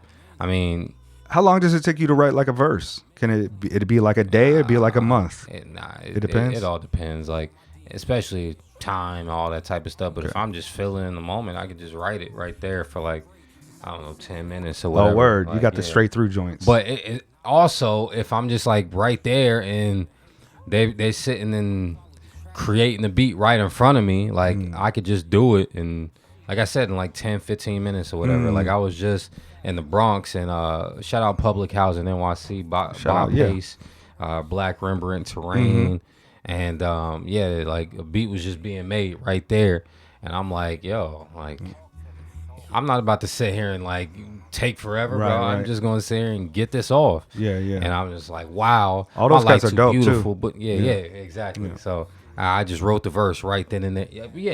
Yeah. Shout out to them. They've been out here a couple times. I rock with Rembrandt a few times. I talked to Bob Pace a lot last time he was out here. Fire, yeah. All those because Sniper Lou, who was responsible for bringing Alan them down out here, he was the same one. He the tour manager. You know West what I'm Coast. saying? Yeah. Shout out to what, Oakland, I think. Yeah, San Francisco, Oakland. Yeah. Shout out to Sniper Lou. Is he Hunter's Point? I don't know. I know he's Filipino too though. He black and Filipino. Yeah. So shout out to the God. Okay. I figured. Yeah. Something like that.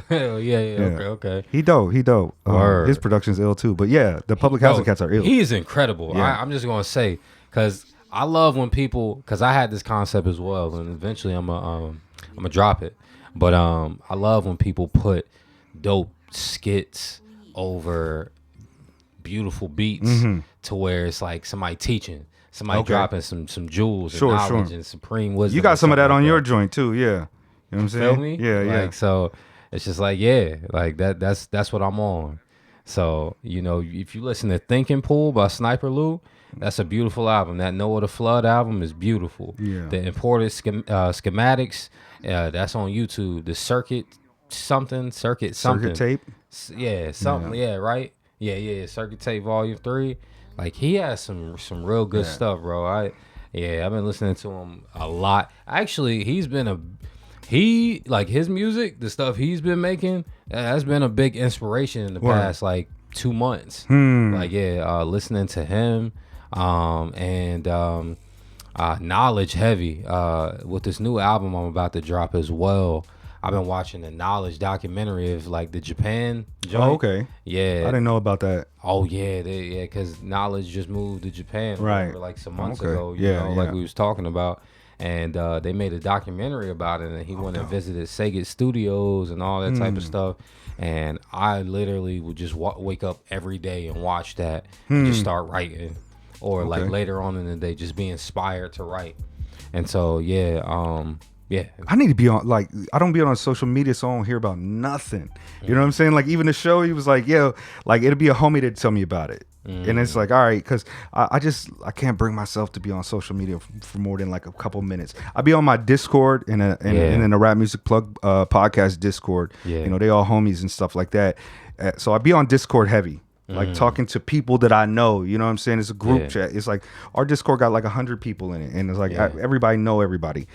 But I cannot, like, I scroll Twitter and I'm just like, nonsense comment, suggested comment, recommended nonsense. Instagram, the same thing too. Like, I'll be scrolling and be like, how do I know this person? Be like, oh, I don't. This is like a person suggested to you. Oh, what is this? It's like sponsored post? Like, what? Like, so it's just like, I feel like too much like they're colonizing my mind with this shit. You know what I'm saying? Yeah. Like, when it comes to, that's why I hate like with TikTok and all that type of stuff, what's it called? The For You. I never do that. I just go to my friends. I just want to see what the people that I'm following. I don't like to see no outside stuff that they trying to put on me. You feel me? But I mean, YouTube is my main thing. Like, I do. I mean, I don't. That's not, to me, that's not like social media like that. But like, you know what I'm saying? I'll do a YouTube. But even there, I have to kind of like carefully curate my algorithm. You fuck around and watch some video, and then it'd be suggesting to you all types of the shit that's similar to that. I'd be like, damn, I just wanted to see. Somebody told me this person was an idiot, and now that y'all giving me the idiot all day. You know what I'm saying? Bro. It's like, come on, man. Yo, I remember my shorty. She used to like just go on my YouTube and.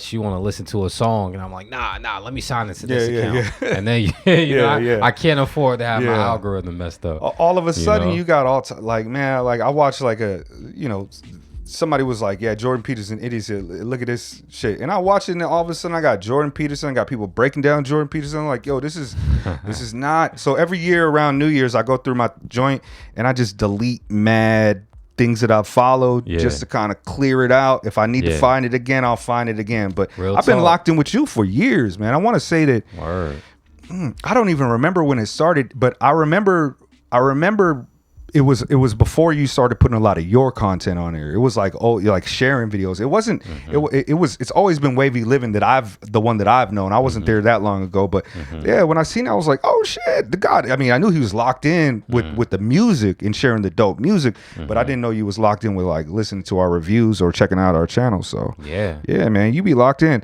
I got a lot more. I mean, I respected you 100% before, but I got a lot more respect for you even now, just hearing about the trajectory and how you carry yourself. You know what I'm saying? Like, appreciate you coming through to the show and shit. You know what I mean? So yes, sir. Yeah, man. Let me play some more of these Sniper Lou beats and we keep talking though. Yeah. Play some of that heat. Yeah. I do one thing that I want to. Let me. I have more questions about the production. You say you're Serato. So how many projects do you have?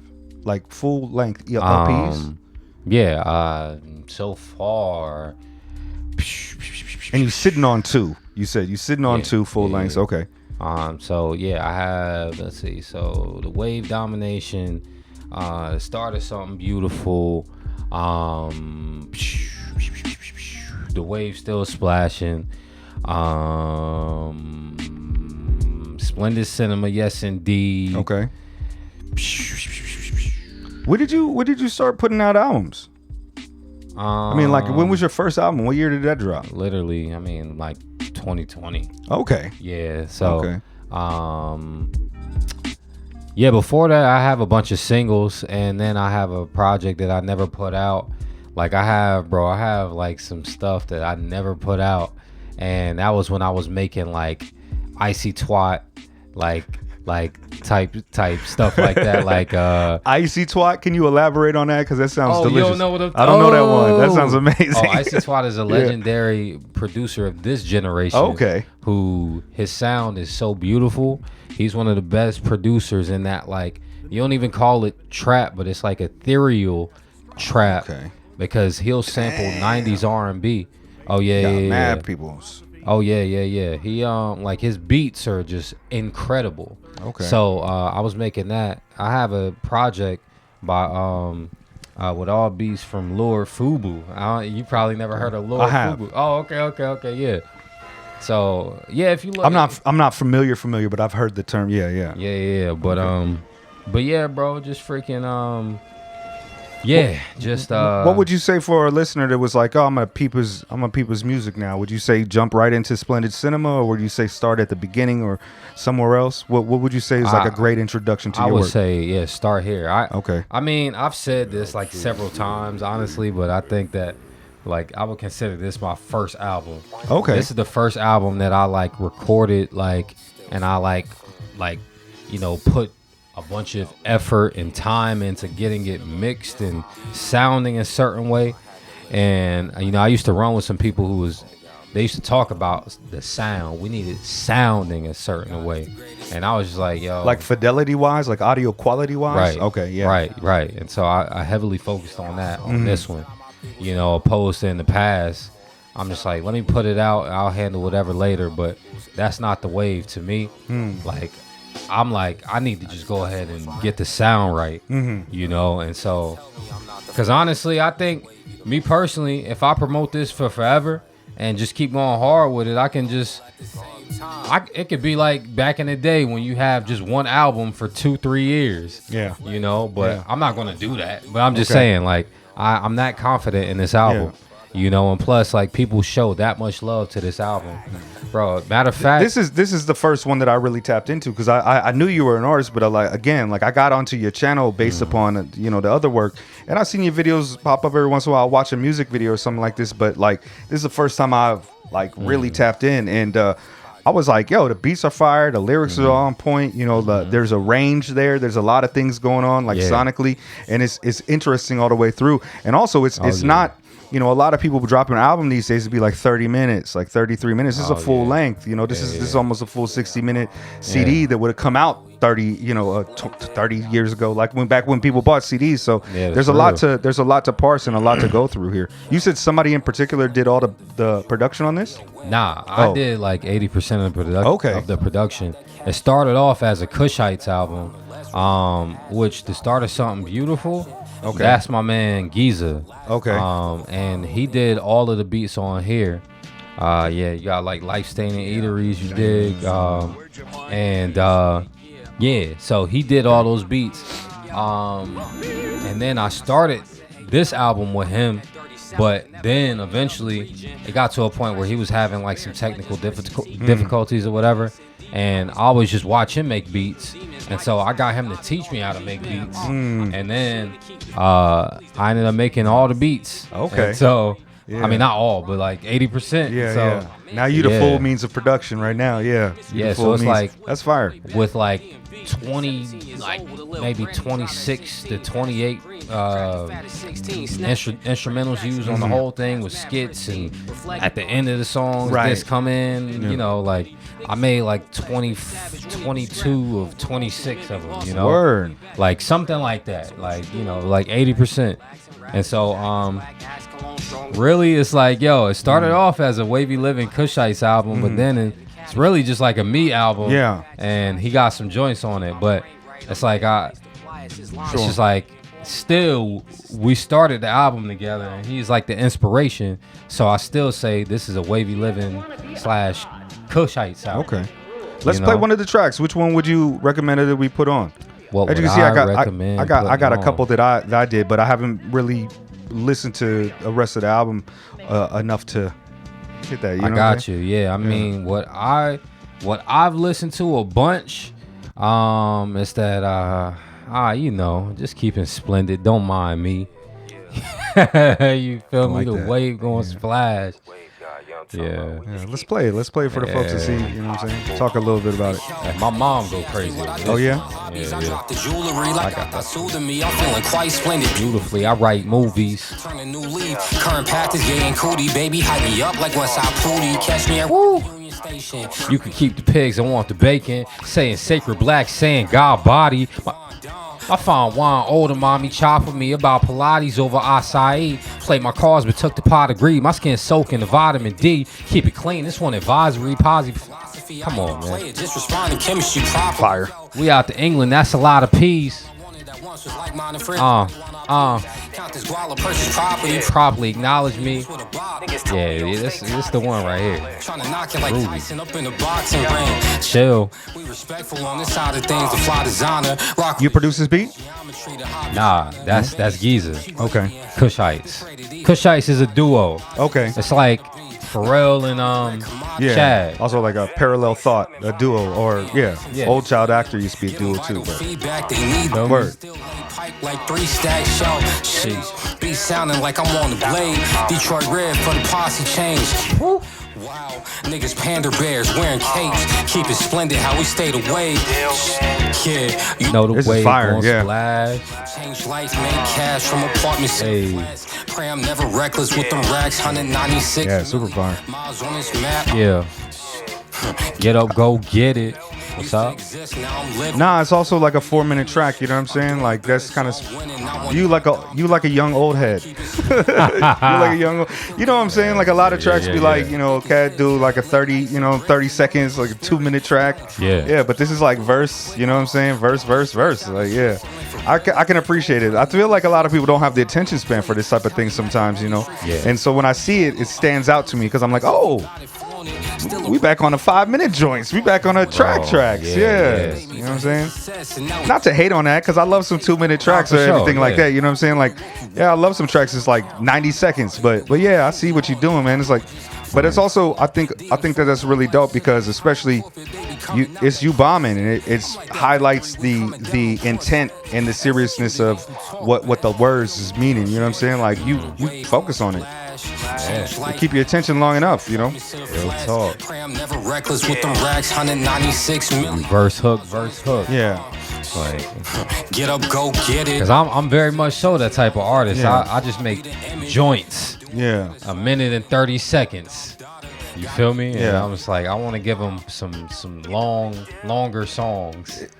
it's like, you know what I'm saying? It's like a meal. It's like sometimes you want something hearty, sometimes you want something quick, fast. But before, it's like a meal used to be, you know, a little different. You know what I'm saying? I still feel fine with it. It's like I don't really mind either way. You know, I'll listen to a 9-minute track if it has to be. If it's put together well, it's put together well. But it is something to notice. Like you know, some cats still putting out them tracks. Yeah, I mean, I think it's becoming. I think, you know, one of the things that happened with the algorithm is like a lot of people was putting out albums because they'd be on streaming and they want as many hits as they can possibly get. So they release an album with, you know, 40 tracks on it and just like click through it, you know, 2 minutes, this and that. And like people find and create the playlist they want. It's not necessarily a cohesive product. And it's also meant for that engagement of, especially some of these minds, they if you don't hold their attention in the first 20 seconds, they out. So first 20? Yeah, you know, first like 5. Yeah, you feel me? Yeah. Mind Detect Mind. But so this album is would you say that there's like a cohesive like intent behind the title, or what does the title mean? What is the is it, I don't want to call it a concept album, but what is, you know, it's an album. It's like a full type of like energy and intention there, right? Yeah. So truthfully, I mean, because just with my titling, I'm very much so a type of person who incorporates my sense of humor in everything. And so, honestly, the title was going to be way crazier. But I was just like, yo, let me just chill and let me just make it this. I like how nonchalant your titles are. It's like, even this Splendid Cinema. Yes, indeed. Yes, I like that. I like that a lot. Yeah. So like, even when you was saying the song title, you was like, you know, just keeping splendid. I was like, oh, that's the song title, not you just being wavy. Straight up. But yeah, you is just be, you know what I'm saying? I feel you, man. You bombing. Yeah. But go on again. I'm sorry I be interrupting. Nah, I mean, it's just it's that simple. Like, keep it splendid is the motto. Because regardless, I like that. You know, life is beautiful and we keep it splendid over here. Like that's what I do. And so I like it, man. Don't mind me. I'm just keeping splendid. This is Splendid Cinema. Yes, indeed. Yes, and indeed. So, yeah, you feel me? So yeah, man. That's all it is. And when you listen to this is like, again, this is about 54 minutes or something like that. And so it's just like it's like a movie. It's longer than a short film. Yeah. You know, and so if you listen to this on the way to like the beach or I don't know, wherever, like this is a plenty of time. Like, and I like albums too where it's like a good 26 to 28 minutes and then I could just keep running it back. But like, if you really need something to carry you, you can listen to this twice, and if you really headed to somewhere long, you can run it back twice. And you feel me? Yeah. So I'm just like, shoot, if you going to Shibuya and you staying in Narita, you drop this on and listen to it 1.5 times. You know what I'm already saying? know. Yeah. That's what that ride be like for real. I'm gonna have to do that next time. Yeah, word. Yeah. No, it's a tremendous album, man, and I think it's super dope. I think I was especially surprised with you saying you did so much of the production. You haven't really been producing that long, because it does sound refined and polished in a way that a lot of artists just don't have. It to me, it doesn't have that full kind of package. It's like you still see the growth kind of coming and things like that. But you say this is like, it feels like maybe like your first real album, and I think that it reflects like positively on that sentiment, because it sounds tremendous. It sounds fully realized and clean and you know, splendid. All love. It's dope. Feel me? Yeah. I wasn't too I'm not gonna lie, like I wasn't too familiar with your rap game before that, but I was like, oh, this fool rapping, it's all right. He on it. This cat is doing it. Yeah, it's good stuff, you know. Feel me? Yeah, man. But I'm kind of still like, I got icy twat stuck in my head right now. Like, yo, this is craziness. That's wild. I like a name that make you feel like, Bro, I'm telling you. Yeah. When you first said it, I was like, oh, this is a song that you made called Icy Twat? I didn't know the guy was Freaky Deaky. Like, oh, yeah. Okay. But yeah, that's fire. Yeah. His song titles be crazy like that too. Yeah, man. Yo, nah, like, cause you never heard of Divine Council? I don't think so. Okay. Yeah. See, Like, there's a dude in Divine Council named Silk Money. Which Yeah. Silk okay, Money is hard. Silk I didn't know his crew like that. But Okay, yeah. the last Silk Money joint was crazy to me. Yeah. Bro, I haven't even heard the last one, bro. I gotta tap in. Hold on, man. What was that? Who waters the wilting? Who waters the wilting giving tree Yeah. wants to leave up and leave? Yeah, exactly. Oh, he took it offline and put it back online because I don't even got my other joints on there no more. But it's crazy. Yeah, and so he's another person who, I like how he titles his stuff. Yeah. You know, because I don't like get my. Oops, honey, I shrunk myself with the Right. Yeah. If you listen to some of his oldest music, it's with Icy Twat. Okay. Because they were in the same crew. You know, I'm a fan, Yeah, but so- like sometimes I don't. It's not like a jazz record. You look at the players and be like, oh, the drummer's dope. Let me remember the drummer. Okay, and sometimes I neglect to give enough praise to the producers and stuff like that. And also sometimes it'd be like the artist ain't crediting them on that shit all the time, and you just, you know, yeah. But, Yeah. So I mean, you know, it's just like we're one and the same in that way as far as like the titling or whatever. But I mean, yeah, as far as my titling and all that, like I said, it's my sense of humor, but it's mixed with I don't know. You ever listen to Bones, Team Sesh, Bones, Xavier Wolf? Oh yeah. Okay. Yeah, for sure. Yeah, like Bones will have like his song titles to where it's like, well, would you look at that, comma, and then it's like another sentence or whatever. Sure. You know? But it's all like, it's no spaces, it's all put together. You know, like, so it's like certain things like that mixed with, like, I love Lil B the bass guy. Shout out to Lil B the bass guy. Yeah. Yo, and plus he's Unassailable hilarious. to me. Yeah, unassailable to me. I think there's like, we had a conversation on the show. It was like, there's two people I really feel is like unassailable in rap music. Like, you just can't talk shit about them. If you get caught talking shit about them, you really a sucker for it. It's Rakim Allah, Rakim the God, and it's Bass God. And I you know, for different reasons, but I just feel like you can't really do anything to the Bass God. He's proven himself in a special way. Shout out to the Bass God. Real talk, man. Yeah. Come on. So, I mean, but yeah, it's funny. Also, there's like Chris Crack has funny album titles and song titles and shit like that too. It'd be like White People Stole My House. You know what I mean? Like shit like that. You know? Yeah. But I dig it. Yeah, I can see the humor, and I like how nonchalant and casual it is. It's fucking hard. I'm loving the album title. It just saying it is like Splendid Cinema. Yes indeed. You feel I like it. Yeah, man. It's amazing. Yeah. Shoot. I'll make sure to put all the link in the bio and where to find you and everything like that. And also, since you got the YouTube channel, I can even give you the link if you want to do the collab, so it shows up on your channel. I don't know how they do that. We did that recently with one of the other homies, but I'd be kind of like, I don't know how, but I think I could just put your like title that I think I put your show your YouTube channel in it, and then you'll get the notification if you want to collab that you just hit it. And so now it'll show both channels when it's playing or something like that. I think is how it works. But we could do that. Pocket of Plug sent me a collab thing or whatever. Okay. And shout out to them. I follow Paca too. I just press accept. And I mean, I'm pretty sure you just got to do the same thing. Yeah. I haven't done it personally except accept. So I think you just you probably I think I just put maybe it's the email, but I think it's just the show link. Okay. Yeah, the show link. So so I'll do that. I'll make sure to do that. I do want to rifle off a couple of different questions to you, just like random questions. You know, get more the temperature, how you feel about things. So we'll start with hip hop. We'll talk with some hip hop stuff. What is a dream producer collab for you? Oh man. I mean, like, even if it feels like it's out of reach, you know what I'm saying? Like, you'd be like, oh, I want Q-Tip. You know what I'm saying? Anybody. Yeah. Oh man, dang, that's crazy you say that. When you like, got fellowship with Christ, who is on the spot? Yeah, a lot of these questions are like that. Yeah, I used to send a lot of these questions to the guests before I would ask them, but then like I just got kind of lazy. I mean, just like thinking on the spot, I would have to say like Alchemist, because I always think about that. I always think Alchemist is one of the best of all the time. Yeah, so, he's amazing, and he's a kingmaker too.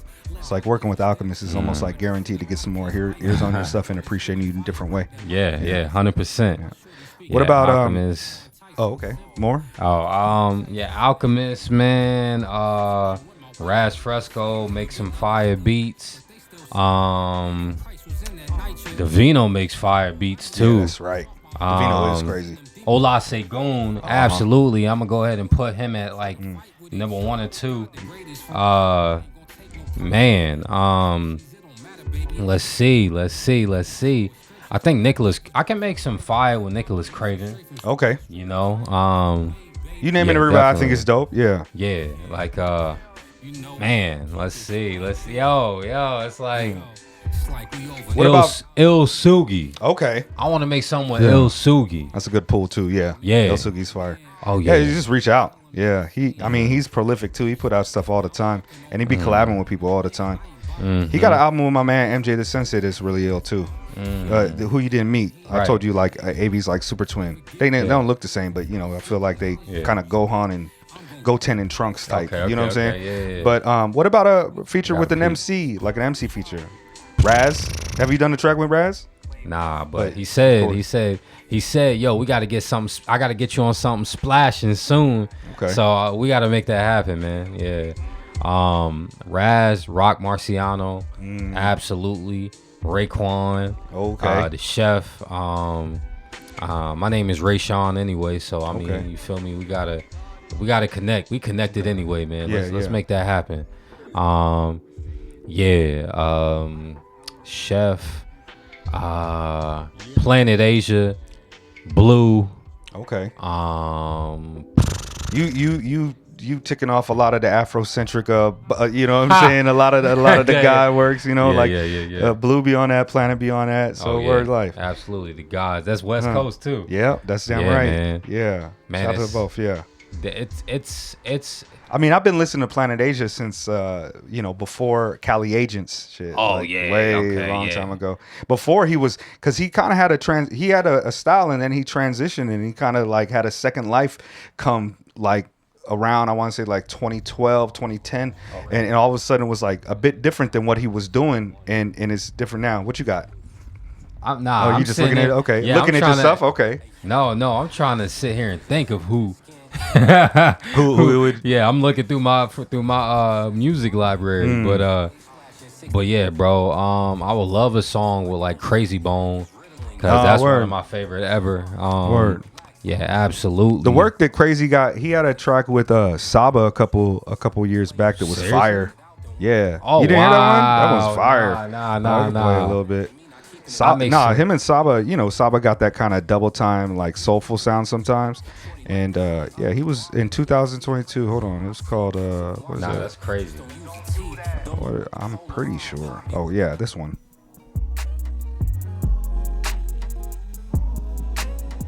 It's fire. Crazy Bone is. Hey. Yeah, I was just talking to Cass the other day. I was like, I've hated on Bone a lot because of some West Coast things. On Bone? Yeah. Nah, it's like have man. You like? Nah, it's like I'm a Fellowship cat. Like they definitely took Micah 9's style. He took Micah 9's style. Have you heard Mary? It came out before Bone ever released, and also, a lot of the talent from the cast, like Ice Cube was still in talent from The Good Life, Eazy-E, and so I was just kind of like, I like their music just fine, but like when it came down to it, was like, they kind of. Have you heard Mary? Nah, I haven't. Okay, let me see if I could play something, and you'll be like, oh shit, it's like somebody take your whole. See, I mean, because I know about that whole beef and all that type of stuff, but I don't think I wouldn't say it was like really a beef, but people just noticed it. It's because Micah 9 and them were like fuck Bone or nothing like that. It was just like oh, look at this, like look at how many people always taking our stuff and getting credit for it and all these type of things. So let me just see if I can play one, if I can find it. Here we go. You'll be like, oh wow, that sounds a lot.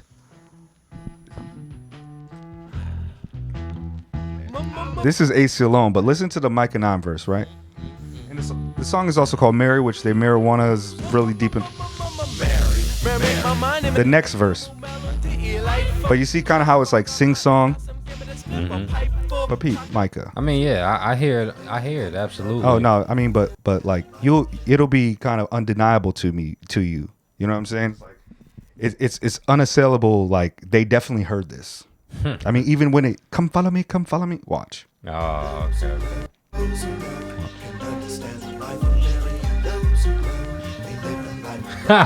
Right? Now peep the flow.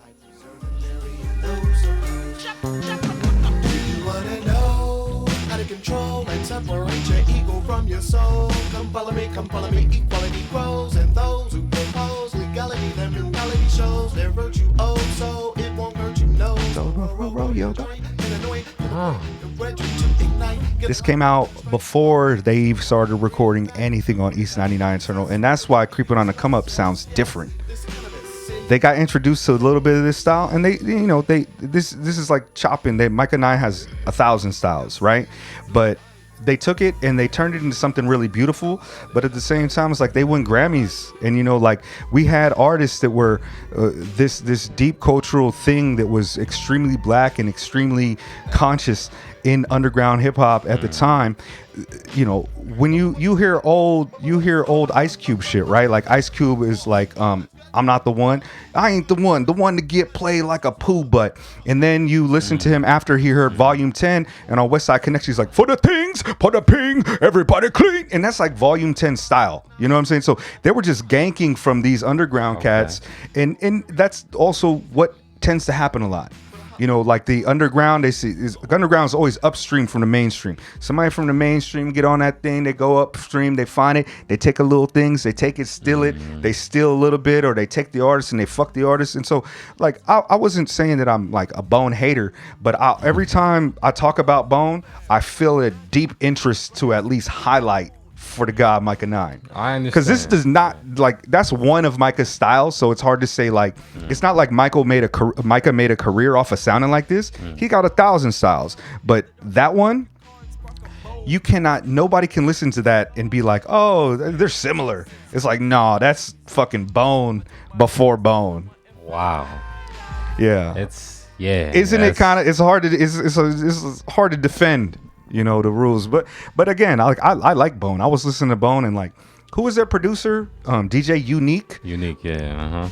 Bone is so hard. I was like, yo. Oh yeah. And I want to say Busy was always my favorite, but I feel like every time I get onto him, I'll be like, yo, I'm fucking with Lazy this time. I'm fucking with Crazy this time. I'm fucking exactly. Like some of them would be like, oh man, yeah. Yeah, and then, Crazy Bone is one of my favorite of all time. Word. Crazy Bone is the man, But all of them are talented, though, Yeah. Like, yeah. So. No, I think I like when I see them show up on stuff, and I think they had I want to say that there was like a there was a new album kind of recently, right? I thought they were putting together something new. I saw something a few years back. What you're talking about. Yeah, there was something. It was like there was like a one where there was like I want to say it was like a roller skating track, because it was in a roller skating rink or some shit. Like, but they yeah, always drop music. They drop solo albums. Yeah, but this is my jam right here. But we are against those stuff. I got this bootleg I got a bootleg tape of this at the swap meet in like '94. Wow. Yeah. And I thought I was the coolest. I thought I was Bone Thugs and Harmony. I was like, 94. I'm 11 years old, so I was like, yeah, gangster. And I was living in the West Coast. I really wanted to be a gangster, but I was really scared to be a gangster. You know what I'm saying? Like, I went to hip hop instead of trying to, But yeah, this shit was hard. Yo, what's so hilarious is just, my uncle and my one of my cousins, they look just like them. Oh, word? Yeah, so we used to call them Busy Bone, and me. I just think the other one, he reminds me of Lazy. Oh, okay. So it's just like, yo, it's so funny. Yeah. Dope artists, though, man. Like, yeah. I'm sorry for... See, this is supposed to be a rapid fire section. I just keep going off. Let me ask another one. Like, what are some of your favorite hip-hop albums of all time? Some recent ones, too. Oh, man. And I'm gonna just get back to that question. I see what you're listening to. You got a lot of the greats in there. You know what I'm saying? I see Supreme Clientele. I see Only Built for Cuban Links is probably one of my favorite albums. It's probably top 5 for me. That's favorite albums of all time. Bro, I think that's like close to a perfect album for me. Yeah. The first joint. I would say it is. It's just the first song. What's it called? Knuckleheads. Yeah. Yeah. It's just like that beat sounds so old to me. I just can't give it the perfect 10 just for that beat. But yeah, bro, that's pretty much a perfect album to me. I feel that way about Supreme Clientele. Supreme Clientele is almost a perfect album to me, except for the skits. Some of the skits is just like, yo, who would you fuck? Lil Kim, Foxy, and I'm just like, all right, bro. Like, I don't need to hear y'all talking about this. This is like, it doesn't do it well for the album for me, but I love that one. But yeah. But it's not like one of them like overly ridiculous, like somebody getting head on a skit. Oh yeah. Type. Yo, they used to be bugging like Busta, and like yo, they used to be bugging with them skits. There's mad people that used to do that. Have you ever heard the Lock skit where they talking about it's like they making fun of Puffy raping you records? That shit is hilarious. He's like, raping you records, we'll be raping you, raping you. It's yeah, because they talking about Puffy stealing from their pockets, right? Because they had a whole beef with Puffy for a minute. Right. But we used to joke, like we in high school, you know, it's uncouth to joke about rape and shit nowadays, obviously. Right. And it was uncouth to talk about back then, but a little bit more normalized with the badass kids. And we used to be like, raping you, raping. It's not the thing to be shouting, but hilarious. Some skits could pull it off. Some skits is too much. Like the blowjob joints, like I'm not with that one. Yeah, exactly. It's like who is this for? Who is this for? Is it for the ladies? It's not for the niggas. Like, who are you oppressing here? Like, it's like what are you doing this one for? Bro, they was bugging. Yeah, 100% bugging back then. But okay, so the albums that I've been listening to heavy.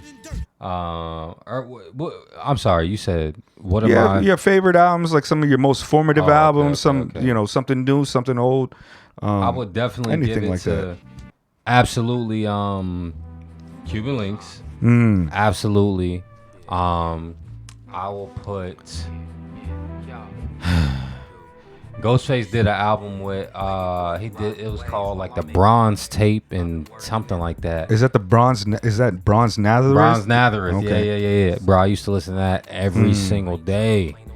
That's one of my favorite albums. It's just like a million features on it too. Okay.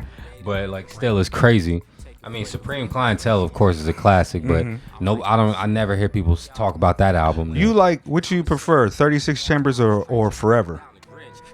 Forever, absolutely, yeah. Me too. There's just a few songs that I don't like off of Forever, but I prefer Forever to 36 Chambers by a lot. Yeah. It's a weird thing to say because everybody says, you know, 36 Chambers, this and that, and then we have that song Black Shampoo by You God on Forever that we could just throw all the way in the trash. But other than that, I love Forever. Forever is one of my favorite albums too. It's not an album that I would say is like perfect, like 30, like Only Built, or even close to perfect, like Supreme Clientele, or I also love like Black on Both Sides by Mos Def. That's another really high tier album to me. Mad Villainy. What else can I say? The Roots, Things Fall Apart is another one that that's my favorite. To that one. That's my favorite Roots album. Wow. I think that album is different because it's right. Oh, that's the album where the black people getting chased on the cover. Yeah, that's right. That's right. Yeah. And to me, that album is great because they finally bridged the gap between like sample bass, chopped up samples, and live instrumentation. Whereas the first album was like kind of like samples with some live, and it like they didn't really put it all together. But with Things Fall Apart, it was like a perfect synthesis before they got even more musicality added to their stuff. So it was like a little bit more hip hop to me. But Things Fall Apart is amazing. That's my favorite. That's my favorite Roots joint. Yeah, like people like. I mean, like even. I was like the production on it's like it feels sampled. Like this is a thing that a lot of people don't really talk about. But when the Roots first started coming out and it was like live instrumentation, live band, a lot of people was like, that's not hip hop. I mean, it's supposed to be hip hop, but it's not really hip hop because it has to be sampled. It has to be this and that. We had all these rules about producing back then, like that. Like, you know, that's why people changed the word. Like DJ Shadow, just all long samples put together cinematically. They didn't want to call that shit hip hop either. It was like, nah, that's trip hop. That's something else. And the Roots got a lot of flack. Not a lot to where it was like, they not hip hop, but people that were serious about the culture were definitely talking about how the Roots wasn't doing it right. You know what I'm saying? The purists at the time were like, you're not doing it right. And by this album, it was like, you undeniable. Okay. It was a crazy conversation to have, but we talking about over 30 years ago. You know what I'm saying? We talking about 30 years ago, Philadelphia Half-Life. People was like, you can't have a band. You know what I'm saying? Where's the real hip hop? Oh, you know, real hip hop heads is some of the most irritating people of all time. Terrible. The ones that keep it pure but refuse to, yeah. But people Terrible. like, yeah. Let me just play one more little beat. Like the back and forth. But never run and rock mic so nice I make your stock price plummet. Oh, you high noon riders better rally at the summit. It's me and Tariq and your fleet outnumbered. Clog the membrane. Yeah, rocking the bells like it, and that's like that's not a sample. Like, oh man, it's so good. Yeah, but yeah. I gotta tap in. You gotta tap into that one. Yeah. What else you got? Classic. I mean, I'm gonna name like fellowship albums, Company Flow, Fun Crusher Plus. Well, I mean, classic to me. Or I mean, like formative to your kind of, well, you know what I'm saying, your love and appreciation. Oh, okay. Well, that part, you know what I'm saying, like you.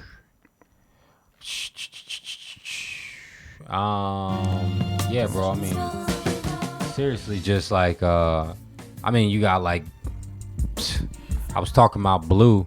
Okay, yeah. And Blue in Exile. Last night, yeah, Blue in Exile. We was talking about Blue in Exile. The Below the Heavens, of course. That's right. Yeah, very crucial in my development. I would say that's probably one of the most like unassailable classics of like last. What did it come out in like 2010, something like that? Nah, like 2007. Like, yeah, it was. I mean, but like during that decade, that's like the one. You know what I'm saying? That's like one of the ones. It's like, oh, this is a perfect joint. This is a new joint. This is a special joint, and it's like an artist who seemed like he was going. You know, he was at the rocket ship. He's on a XXL joint, and I think he was on that with Kendrick that year, maybe. Like, or it was Kendrick's somebody way later. Nah, but it was like he was on there with a couple cats. It was like big, right? I know what you're talking about. This was like, I can't recall when this was because this was before I was listening. Like, man, yeah. I would definitely. I just want to like. Was it J. Cole on there or something? Somebody like that? Nah. Well, I don't know. That seems like a little too late. J. Cole. Oh, yeah. Mickey Fax. Maybe that makes more sense. Oh, okay. Currency, Kid Cudi, Wale. Yeah. B.O.B. And the god Asher Roth. Now Mickey Fax, Currency, Kid Cudi, and Wale being on that same cover is kind of wild, though. I mean, maybe not Wale, but Kid Cudi got big. Yeah, but I mean, still just like thinking about Wale been out that long. That's wild. That is wild. But I don't listen to Wale, but good for you. But good for Wale. I mean, you know what I'm saying? Yeah, absolutely. Yeah. But yeah. So I mean, I'll say that. Man. It was written. Oh yeah, that's very crucial to my development. Bro. Whoo. There's so much, bro. But I like how you pull in a lot of I'm classics. Is like even before you were born and stuff like that. You a young old head. You're a young old head. Yeah. Pretty much, man. I mean, yeah, because that's where I started. I started going back. Cause I'm like, yo, I never heard this stuff, and cause I remember I was just like, I called the channel Sickest Rap at first because it's like I want to find the sickest, and I was sick. Yeah. But I was like, I want to find the sickest rap, like and so cause I was hating everything I was hearing. I didn't know nothing about no underground. I just thought that everything was Lil Wayne and Drake and whatever, Soulja Boy and all those cats, the ringtones. Yeah. And Lil Wayne I was not feeling Lil Wayne at that time. I love Lil Wayne, but he can rap. But he has a lot of good songs too, if you ask me. But at that time, I was like, because I was listening to him heavy, then I got tired of it because it was just that same old stuff. Oh yeah, like Pussy so juicy. Yeah, and I was just like, nah, but. So anyway, the old stuff, I started listening to the old stuff heavy. I downloaded a whole bunch of stuff. Like I said, my MP3 player was popping. I used to literally get everybody's MP3 players right, and people used to like give me bread just to get their MP3 player right. Oh, and word. Eventually, that's why I just like started with the YouTube and all that type of stuff. But you were the plug. I was you were the absolutely plug. the plug. Yeah, Yeah. before this, that was the a thing online. Yeah. But yeah. So just to answer your question, like lately, I've been listening to a lot of Navy Blue. Oh, that last Navy is powerful. That Surrender is crazy. Surrender is great. Man. Yeah. Navy Blue, heavy. Man. I'm not gonna lie, I was kind of getting away from him a little bit from the album that came out before this one, but this one brought me all the way back. It was like two albums where I was like, it's pretty good. I like Navy, but there's something that's kind of losing me. Not saying he's doing something wrong, but just personally, I was kind of like not like I used to listen to Navy album and be like, he's brilliant, he's great, he's this and that, and then I started being like, it's pretty good. He's still doing his thing, but this new one, Surrender, I was like, okay, you back. You back. You're gonna have James Earl Jones narrate your shit. Oh, yeah, you back. Incredible. You back. Yeah, bro. He's incredible. I've been listening to Bob Pace and Black Rembrandt. Black Rembrandt got a fire album, 1,000 words worth of block work or something like that. Crazy. Errol Holden. Okay. Yeah, I saw him live a couple months ago, and crazy. Yeah, I chopped it up with him, and yeah, bro, his his pen is just on another level. He's one of them people who he can just say a million words in one bar. I mean, one song or whatever, but it all is cohesive and it's still making sense, and it's very substance based, and he's just as raw as it gets, authentic. Errol Holden is definitely one of the ones. Oh, I've been listening to Errol Holden he's on that last Rock Marciano album too, right? Rock Marciano produced the album for him.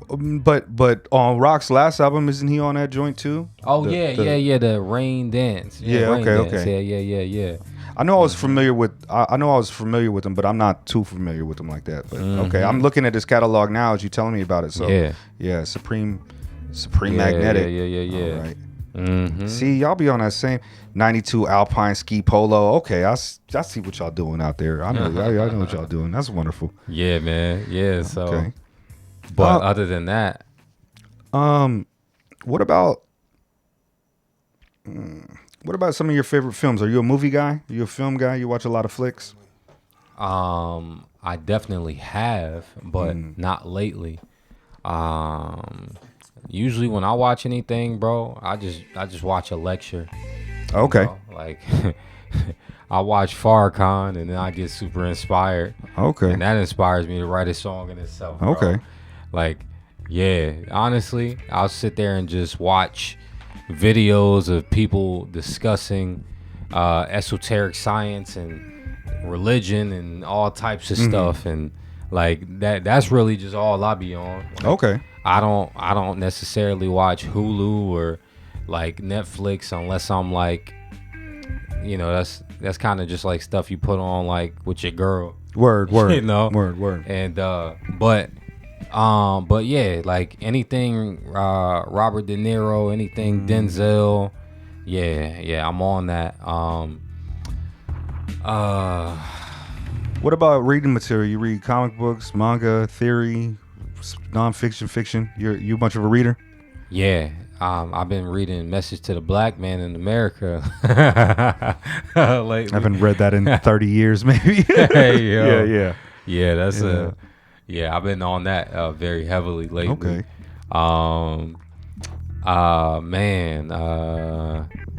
And then just other little things I can't think of right now, bro. I like literally my frequency is just that. I just stay in that. Okay. Just to grow. Okay. As a black man, as a man in general, just knowing what to look for in this world, you feel me? And just to keep myself productive. Because a lot of the time too, like nowadays, you can get so caught up in like, the people who watch videos for motivation. Yeah, that's right. But they just watch motivational videos all day. Yeah. They feel like they're getting work done by hearing somebody talk about getting shit done. Right. Yeah. So, like I actually watch this stuff, let it be my frequency, and then I go to work. Okay. Like I do different things. I might go outside and just like I might prepare a bunch of water and snacks or sandwiches and just go out and feed my community. That's what's up. I might just go pick up all the trash cans that are laying down and put the trash in the, That's fire. Yeah. Yeah. That's wonderful. That's really wonderful. Design, whatever. But yeah. Nah, you ill cat, man. I'm so glad that we got to link up and build in person. You know what I'm saying? I'm looking forward to seeing you come out here again. I imagine you'll figure that out sometime. Especially, like the yen is low right now. I keep on telling folks like this is like kind of like the best time for if you got USD American dollars, it's kind of the best time for you to come out here. Not necessarily season wise, because it is kind of a busy season since it's summer or whatever. Not as busy as spring when everybody wants to see the cherry blossoms, but like it's really cheap to come out here right now. If I was in America, I'd be like, yo, it's time to go to Japan for the first time. So yeah, word. Is it your last day today? Yes. Yeah. Yes, it is. Yeah, and I didn't even realize that, bro. Yeah, we'll sign off because I'm sure you got other things you got to do before you take off or whatever. But God, it was tremendous linking up with you. I'm so glad. I'm gonna release this fairly soon. Actually, I think I got a release on Wednesday. Maybe I'll put this out on this upcoming Friday. But I'll let you know before it comes out and link you to it and everything like that. It's gonna be cut straight through. You know what I'm saying? I'll put the little things on it, the little links, the little album titles and stuff like that. But uncut, raw. You know what I'm saying? Feel me? Yeah, swift and changeable. Yes, sir. Yeah, let's tell the people where we can find you. I mean, they'll see the tree, but tell people where they can find you online and shout out anything that you want to go about upcoming albums or anything like that. Yeah. Firstly, I'm gonna just say because I didn't think of my answer in that time, but I would definitely love to work with Rock Marciano. Oh hell yeah! Absolutely. Larry June, good job, Larry. I would love to work with Larry June. One of my favorite rappers of this generation, just as far as the music that he makes and making you feel good. I have so many memories to his music. 320, I've been listening to them heavy. They're a R&B duo, a singer and a beat maker. They married, and I've been listening to them. And that's just straight vibes, bro. Okay. Just spiritual. They Christian, but I mean, at the end of the day, it's just like it's feel good spiritual music, R&B, neo soul that's been carrying me for the past few months. Fire. Like it's very feel good music that I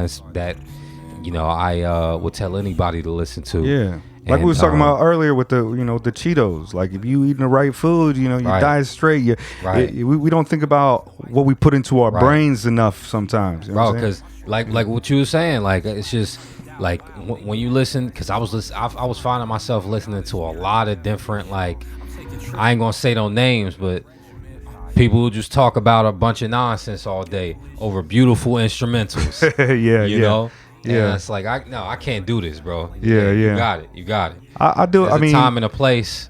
I don't feel like it's like you an artist, so you in that space. But for me, I'd be like, yo, sometimes like I just can't listen to West Side Gun with the and it's not even some of the negative things. It's just like the overt opulence about some of the things. It's like like the things you care about, I don't care about so much. And then also I kind of feel like whack because you telling me I'm whack because I don't got it. You know what I'm saying? Like there's a diss track for broke motherfucker like me, and shit. But I'm Fly Twos, Fly God. Yeah, but I feel you. Put it in here. But 320 is the name. Okay, yeah, that's fire. Spelled out, no numbers. Oh, okay. I was about to type in the digits, but okay. Yeah, incredible. Like, and I want to hear more people going that R&B neo soul route. Like, bring it back. Bring that back to the top. Yeah. There's this girl named Amaria. She's incredible. And there's a few other people that I can't necessarily think of, but stuff I listen to every day. It's fire. Anyway, but stuff I want to shout out. I listen to Knowledge every day too. But anyway, so stuff I want to. And Jay Electronica, I want to work with you. Absolutely, one of my favorite rappers of all time. Hey. But okay. Let me get off of that. So upcoming albums, just off the energy of this Japan trip. And then plus it's like 90% done anyway. because I just always keep thinking of more to add. And it's really just gonna be like a little bit, like just a little something compared to the next project.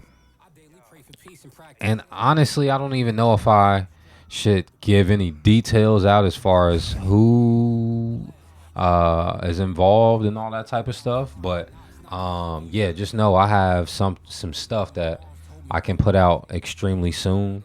And shout outs. I want to shout out my man Giza, the Cushites. You know, shout out Poughkeepsie, New York. Cushites. You feel me? Shout out to my people. Shout out my family. Shout out my close friends. Shout out Lord Jamonte Ogban. Just cause that's Carolina. That's right. You feel me? Shout out anybody in North Carolina that's really, really rapping and really doing their thing. Cause, 919, man, I gotta rep us. You feel me? I'm doing the Hopscotch Fest in Raleigh next month in September. If you out there, pop up on me. Even if you're not up out there, pop up on me. And yeah, bro, that's my first festival, so I'm gonna be pretty. Yeah, I'll be exciting. Yeah, congratulations, that's on fire. Thank you. And yeah, I'm continuing to work always. I have a very beautiful project coming. Like I said, the next one is kind of just like, I just want to go ahead and put that out. It's still good, some good stuff. But the one after that is more of the Super Saiyan project, and I'm very excited. And so what was the question? Just last remarks? Just last remarks. Yeah, shout it out. Tell us where we can find you, and then get out of here. Find me at Wavy.yliving on all platforms. Wavy.yliving 777 on Twitter. And follow my Discord, subscribe to my YouTube channel, tap in with me as far as polos and clothing. And yeah, if you want to work with me, hit my email and we can see if you with it. And yeah, man, invite me to your city. Hashtag get the wave in your city, man. You feel me? 919, keep it splendid, man. You feel me? I'm gonna go ahead and put us out to a little bit of Obulus movements, Micronauts, Exodus. Peace. You familiar with this? He the God. He was really influential to me.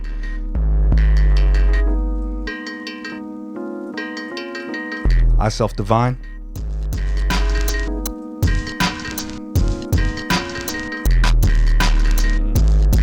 Damn, the drums are so heavy on it. I gotta.